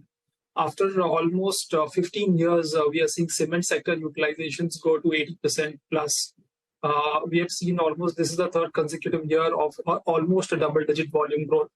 So we are very well positioned for the overall sector as a whole. Valuations, we would not be too concerned on valuations. The way we see it, most of the stocks are trading more or less in line with the historical valuation range. There are obviously some which look better to us compared to others. For us, Ultratech is our preferred pick. And that remains so. So we would not get too worried around valuations over here. And the smaller names, as you highlighted, the small cap names also will have a good showing. We in that small mid cap space, we actually like JK Cement the most. We think that North region in India is better positioned than others. There actually the utilization curve is even steeper at 85% or so, and likely will remain at that level in coming quarters and years. All right. Hi, Amit. Good to see you in. So Ultratech as well as JK Cement, they appear to be the picks from, the larger names as well as the large to mid-sized companies. We'll talk about companies in more specific detail, later on in this conversation. But give us a couple of numbers first. EBITDA per ton, what kind of improvement are you expecting on a year-on-year basis as well as on a sequential basis? If you could give us a couple of numbers for the sector on the whole. So I think at least second quarter we are seeing flattish kind of an EBITDA for the sector on a QoQ basis. YOY, obviously there's a big jump last year. If I would recall the audience here, is that we got hit by the Russia-Ukraine war energy crisis, and therefore the cement sector suffered a lot over there. So YOY, therefore there will be that normalization of that base, hence the numbers look far better. Even going ahead, like from a third quarter, fourth quarter perspective, at least we are expecting close to a 300 rupees per ton improvement on EBITDA per ton. We will see again, as I said, a declining cost as well as pricing improvement. So currently the pricing that we see in the market today is almost 4% higher than the average pricing in the second quarter. That itself will give a good increase in margins. Okay, so this is going to be very, very interesting then. In quarter two, you'll have a sequential flattish kind of number on the EBITDA per ton, but on year on year, it'll be much higher on a low base. But as you mentioned, prices are up between 3 to 4%. Input costs as well will cool off because some of these companies will be sitting on high cost inventory, and that'll gradually get exhausted in quarter two. So for quarter three and quarter four, what kind of an EBITDA per ton improvement are you factoring in? Yeah, that's what I said. For the second half, we are expecting 300 rupees per ton. Possibly like between 250 to 300 in the third quarter, and then another probably 50 to 100 rupees further in the fourth quarter. Also to highlight, fourth quarter generally is the best quarter for the sector. Strong demand plus price hikes generally happen quite well in that quarter. So that could be the strongest quarter for earnings for the sector. Okay, all right. What about Shree Cement? The couple of brokerage notes believe that they are going to be back to their winning ways, and maybe at more than 1,000 rupees per ton is something that most are factoring in. What's your view on the company from here on? Do you still believe valuation-wise it's expensive? So Nigel, we would not be able to talk on individual stocks too much, but what I can tell you is that at least in the current quarter, Shree Cement's numbers, while on the volume, we are not expecting a big improvement. But on earnings specifically, we think that there will be one of the best quarters amongst the cement companies, simply because North India has seen price hikes starting July. And cement and Shree with almost a 60% volume from North will therefore have a better quarter this time around. Amit, the two big triggers that everyone keeps talking about in the cement space, one is the government push for infra that's been happening for as long as I remember. And the second one is consolidation. That too has been happening for as long as I remember. So your thoughts on both of them? Because one, a lot of assets are ripe for consolidation. A lot of companies have, indicated in the past that they want to go ahead and acquire assets as well. And the second one, we have a bunch of state elections and central elections coming in the next 3 quarters or so as well. So in light of all of this, your thoughts on both consolidation and the infra push? Yeah, so consolidation, I think, is going to stay a theme for a very long time in the cement industry. Like back in 2010-12, we had seen fragmentation happening in the sector. Since 2016-17, we have seen a very good consolidation wave that has come. The top 5 companies, the way we track, which were like 45% of the market, have now become 56-57% of the market. And our view is that in the next 5 years, it will go even higher. Even organically, these companies are growing faster than the smaller ones. So I think that's going to continue in the coming years as well. And sorry, I didn't get your second question you were asking about. Demand in light of so many elections. Sorry, yeah. Yeah, so the state election calendar has been announced for November. General election should be like 4-5 months after that. Typically, we have seen election or a pre-election year being a great year for the cement sector. Infra spends are high. Even the private demand gets supported by MSP hikes. We have seen all of that coming through this year as well. Next year is something that we'll have to see. We would not expect a double-digit demand growth next year per se. We already will exit this year at a high base. But we would think that demand momentum should stay strong. Private demand, including the urban real estate, is looking quite good from a longer-term perspective as well, with new project launches happening. I believe the construction costs are a bit subdued, which is also good. It also always helps private sector construction activity. Okay, Amit, thanks so much for stopping by. Amit, as you're saying, the second half of the year could shape up well because demand is strong, cost will cool off, and price increases as well will come about it. But I think you, me, and most cement enthusiasts, we'll be keeping an eye out whether or not there's going to be some inorganic growth ahead of the general election. So let's keep an eye out on that. A lot of whispers doing the rounds. Let's see if the next 2 quarters we do see something happening on that front. Okay, well, thanks a lot for joining in. But let's get back to the markets now. GMDC is really a big mover, 9% higher on that one, and huge volumes on GMDC, as we were mentioning earlier. Zomato is picking up a lot of pace, so almost 4% higher on Zomato. Chola Finance is another one which is looking very good. So let's get Mitesh Thakkar on board. Mitesh, how are you feeling about the markets now? And what are the stocks that you're looking at? Yeah. So the market, remains sideways. But the good thing is that the bank nifty is positive. I would still want to see the bank nifty get past levels of around 44,700. And today, again, we've got a high of around 44,693. I think once that breakout happens, you will see some momentum on the upside. Till then, the markets could be slightly subdued and sideways. Having said that, the stock calls that I have, a buy on HPCL, which I would recommend buying with a stop below 253 and a target of 268.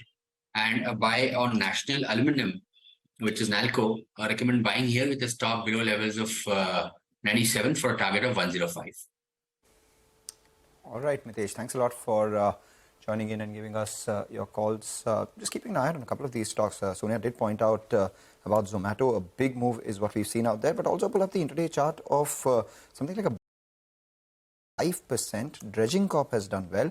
We're seeing a decent move come by on a couple of these other FMCG names as well, Bajaj Consumer and Delta Corp. That's the one that we should pull up as well. It's gotten out of FNO ban. Most on the street were anticipating that, the company would make some comment come by on the big GST, notice that they got. They said that all they've done is made no provisions for the 17,000 tax notice that they've got, and they are considering all the legal proceedings. Nothing really to write home about in numbers, but then again, this is also the quarter when nothing really happens for the company. So let's see how that goes. All right, Mangalam, just a quick word on the Nifty itself. Yesterday, the call was take some money off the table because there's so many cues. You have this inflation data, you have TCS's numbers, you have this ongoing war out there. The current rate on the Nifty is the same as yesterday's gap up, 19,770. We're almost out there. So from the top, there is some profit taking. The trend seems to be up still. we're very close to that crucial support zone of around 19,760 odd. Enough about the equity markets, though. We'll slip into a short break, come back. We'll turn our attention to the commodity markets.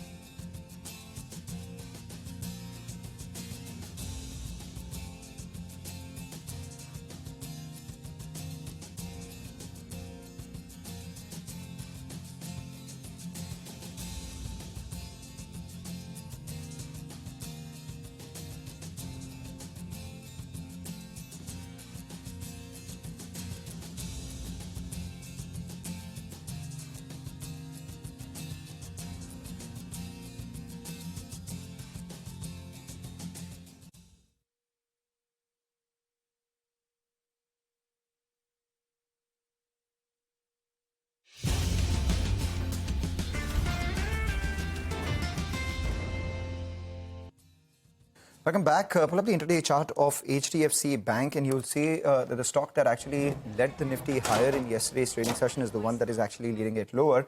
HDFC Bank is at the low point of trade, but giving it some support at the lows is Reliance, which continues its march forward. So it has moved higher. In fact, it opened in the red, and from there on, it has moved back into the green and currently at the high point of trade. So this is a tug of war that we'll be watching. But let's talk about the commodity markets. Manisha, the commodity that you're watching out for today? It is rubber, because the prices have been surging up. You know, it's not just crude or metals trading higher, but it also is to do with the other industrial commodities, which also have had it on the higher side. So rubber prices are trading at a 4-week highs in the international market. The Indian markets have done well as well. And we have seen prices gain up by 15% in the previous quarter. And for the month of October, we already are trading with nearly 5% of gains onto this one. The reason that you have seen gains come in for the rubber prices is because there are demand expectations coming in from China. China automobile sale has been on the higher side. China is talking about further stimulus measures as well, and it was going to be industry specific, and that really seems to be supporting rubber prices. The firm crude oil prices is another reason. To make anything out of rubber, from natural rubber to other areas, downstream companies where it is used, you have to have crude oil used into it to convert it into usable rubber, and that has been supportive. With China expectation that you could be looking at stimulus coming in as early as this month itself has been positive for many of those commodities there. Apart from that, there also is strong demand expected from stockists. Tire rubber companies are buying as well, with Israel and Palestine on what is happening there. The freight rates have gone higher. There are estimated disruptions within the sea trade, and that has also led to people buying a lot of rubber as inventory for future use. That has been supportive. The markets also are looking at Thailand production, which is one of the major producers of rubber. The production there is expected to be on the weaker side. Malaysian rubber production for the previous month on a month-on-month basis has seen a jump up of 9.7%. But when you compare the rubber production in Malaysia from last year, it is down by nearly 17%. So you aren't even looking at extra supplies or surplus in the global markets, and that has been supportive for rubber as well. For the Indian markets as well, we have been dealing with that lower rain in Kerala, which is where 90% of rubber is produced. So 5% of a decline in production there is estimated. So the Indian rubber prices have been trading on a firmer note as well. All right, thanks a lot to Manisha for that. Let's put focus on some of the stocks that are in the move. Ekta is tracking Aster DM this morning. Ekta, over to you.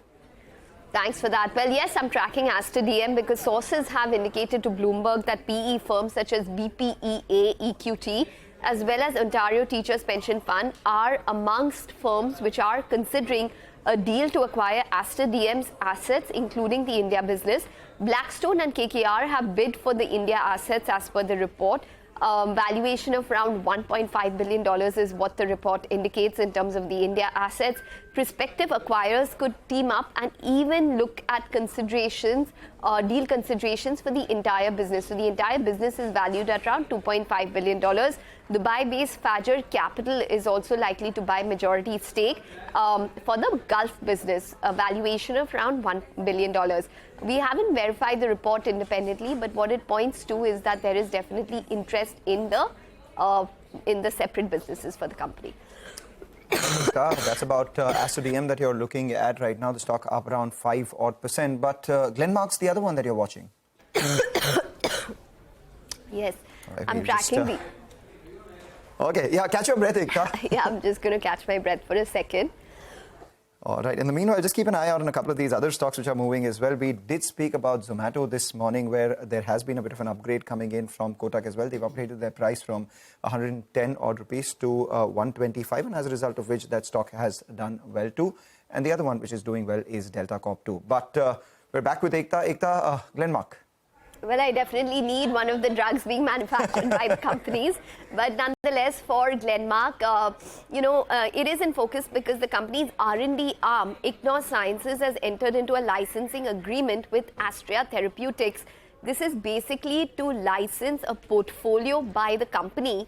So they are going to be receiving around $320 million upfront, plus low double-digit royalties. So it's definitely a big positive which is coming in for Glenmark.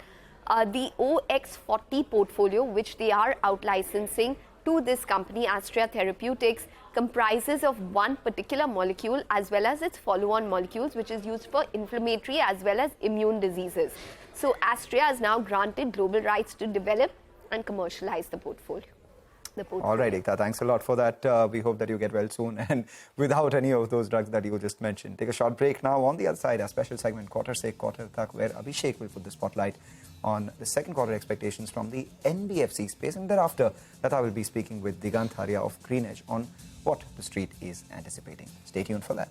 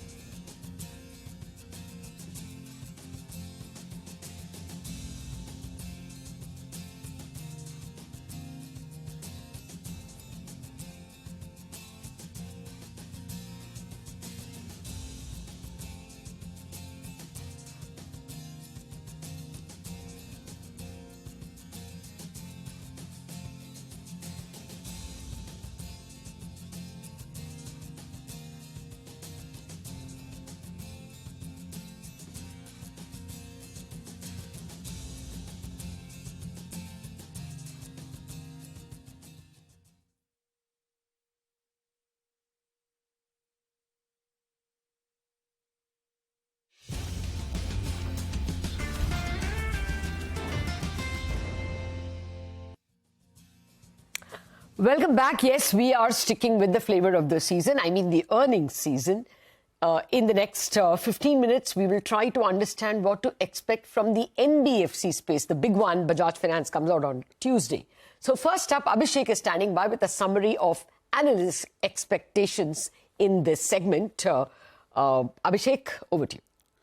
Well, it'll be a strong quarter for the NBFC space. So while banking sector will face rise in cost of funds in Q2 FY24 and for next couple of quarters, NBFCs will see their cost of funds actually peak out in Q2 FY24 or at the max in Q3 FY24 for some of them. Hence, one can expect the guidance on net interest margin to be better or improved from the lenders for the coming quarters in the NBFC space. Now, momentum in disbursals is expected to remain strong, which will aid in loan growth to be on the healthier side or also strong for some of them. Consumption-based demand has been strong as seen in the pro forma business update of Bajaj Finance. So let's take a look at segment-wise expectation in the NBFC space. For housing finance companies, disbursals and asset under management, that is the loan growth, will be healthy. Net interest margin is expected to remain steady for top players like Canfin Homes, PNB Housing, etc. While net interest margin can moderate for small ticket size players like Awas, Repco and Home First Finance. Let's look at the commercial vehicle financiers. They'll see loan growth which will be on the healthier side except for Shriram Finance and Sundaram Finance. Shriram Finance typically has seen growth in Q2 to be slightly on the weaker side perhaps than the other quarters for them. Chola Mandalam's AUM growth rate can be in line with their Q1 FY24 performance, that is around the 40% mark on a year-on-year basis. Now, microfinance sector, this will be the segment in focus for investors. Strong disbursals to aid in loan growth for the players. Don't expect any asset quality headwinds except for the one expected in Fusion MFI. Some of the stocks have already seen valuations rise or strong earnings in Q2 FY24 being discounted in their stock price. Let's take a look at the gold financiers. Now, IFL Finance, that will give you a strong show in terms of the growth rate which has been continuing in the previous quarters as well. Now, competition from banks will continue for players like Muthoot Finance and Manappuram as well. So hence, one can see moderation in growth for Muthoot Finance and weakest gold loan growth for the case of Manappuram as well. So expect net interest margin to be steady for all the gold financiers. Consumer finance, the loan growth will be better due to the fact that there is improved macros. There can be slight decline in the net interest margin owing to rising cost of funds. However, no asset quality woes are expected. Some of the key lenders estimate from Kotak Securities are for Bajaj Finance, the NII growth is estimated at close to 29% YOY and 6.2% quarter-on-quarter, while PAT is estimated to grow at 29% YOY and about 4.5% quarter-on-quarter. For Shriram Finance, the NII growth is expected at 17.3% YOY and about 3.7% quarter-on-quarter, while the PAT is expected to grow at 24.5% YOY and about 5.5% quarter-on-quarter. For Muthoot Finance, the NII growth is expected to grow at 23.5% YOY and about 2.6% quarter-on-quarter, while PAT is expected to grow at 16.5% YOY and about 3.5% quarter-on-quarter. For LIC Housing Finance, Kotak Securities estimates NII growth of 74% YOY and a decline of 8.5% sequentially, while they are expecting the PAT growth to be at 282% YOY and a decline of 11.7% quarter-on-quarter. Back to you. Thank you very much for that, Abhishek. So clearly, both interest income and profit are seen very strong for the companies that Abhishek brought out. But let's ask the expert. Digant Arya, the co-founder at GreenEdge Wealth, joins us. And in my estimate and experience, Digant is absolutely the best watcher of the NBFC space. Digant, thanks. First up, Bajaj Finance is going to come with its numbers. And their initial numbers are mind-boggling. Over 30% rise in AUM and disbursals. So you think they're going to start off with a bang? Are you positive on Bajaj Finance? Lata, morning. Thank you for having me again on the show. See, Bajaj Finance, I think we have crossed an inflection point this quarter that after, say, growing for close to 35-40% in the last decade, we saw that the growth rates after the COVID hit them had especially plateaued in that 25-28% region. Like this is the first time they have actually crossed the 30% number again. So it seems that this is a crossover quarter for Bajaj Finance where their online or so to say, the digital strategy has also started picking up. They're always great at the physical, in the physical world. But I think the digital world transition has happened very well over last 2 years. So I think Bajaj Finance, yes, we can actually expect good results and something good to happen to the stock price also over a period of time, because they have crossed over that 25-28% kind of a growth rate when they will start. Okay, that's very important, to grow from the 20s to in the 30s, and such a large balance sheet at that. Digant, more generally for everyone, is there a pressure on margins? Since cost of money, RBI announced one ICRR, is there a likelihood of margin compression? I think, NBFCs typically, those who are good in their own monoline segments, something like a CV finance or a microfinance, I think they can easily pass on whatever pressures are there on the borrowing cost side, because the underlying markets are doing well. Like the commercial vehicle market is really doing very well. If you look at the microfinance, we saw that the RBI regulations helped them, not restricting that 10% band. So now they have increased their lending rate so much. So I don't specifically see NIM pressures. Maybe somewhat in gold finance, because the bank competition from banks is still reasonably high. That's more of a competitive reason. Otherwise, I think NBFCs should see stable growth, stable margins, stable asset quality. What I just think can be a little out of whack for a lot of them is the OPEX, because in times of high growth and in times of digitization, the OPEX can go a little out of control. And OPEX going a little out of control is really no big disaster for any companies, because, we know that eventually it gets followed up with operating leverage. Okay. Even the small finance banks, Ujjivan reported 42%, 43% actually growth in deposits, and disbursals up about 18%. I think Utkarsh SFB also reported fairly good 20% growth in deposits. So small finance banks is something to watch out for? AU also, I think very strong. All these small finance banks, Lata, that you mentioned, they are, they are microfinance companies in short. They just have a banking operation on the liability side and regulatory side, but on the asset side, they are still very much a microfinance company. And microfinance sector is in a sweet spot. It's doing well. But I think the street has already extrapolated these numbers, which are cyclically high numbers and already given high multiples. So I think Ujjivan and Utkarsh, they trade at, 2.5 times of, current book. I think these are not the multiples you want to give to the, deeply cyclical companies. But yes, we are in an upcycle, so there is a party out there. But yeah, I would be cautious. There are much better banks available at a better valuation, and maybe even the Shrirams and L&T Finances of the world are available at 1.5 times book. I would more like to be cautious in these, the Utkarsh and the Ujjivans of the world from the valuation standpoint. Okay. In terms of verticals, therefore, which would be your best vertical? You would prefer, would you think the quarter will be best for microfinance and then commercial vehicle? What will be your order? I think my pecking order, Lata, is still the same, that CV Finance should probably be the best performing space, because there is good growth and there is no asset quality issue, because the average prices of second-hand vehicles is up by 30-35% in last 2 years. So there is no actual fear of asset quality going bad for not just this quarter, but for many more quarters. So I think CV Finance is a space I'll watch out for. Chola and Sundaram have reasonably rich valuations, but then when you look at someone like a Shriram or an MMFS or someone like an L&T Finance who is at the intersection of microfinance and CV Finance, I think these will be my, the biggest focus area in the NBFC space. Obviously, this will be followed up by microfinance, where some of the late entrants to the party, someone like a Spandana or a Bandhan, can actually turn around in the next coming quarters. So CV Finance number 1, microfinance number 2, and obviously the intersection of this, which is L&T Finance, I think they offer interesting propositions for investors.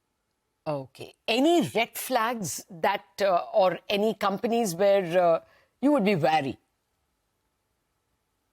see, I think the place where I would be very in the NBFC sector, see, right now, say if you talk about 2 quarters, I don't think there is any reason to worry in terms of disappointment in numbers. But, if we just talk a little longer, say 1 year, 2 years, I think the housing finance companies will face significant pressure in terms of NIMs because, the competition there always keeps heating up. Once HDFC Bank integrates HDFC Limited, they're going to go all out in the housing finance business. And that can create problem for someone like a PNB Housing or a Canfin Homes later on. Then if you talk about microfinance, we've seen 5 good quarters in a row, maybe 2 or 3 more good quarters. But, after that, you will see credit costs start eating up into the profit margin. So that is where I think, we are at the late cycle now in terms of stocks.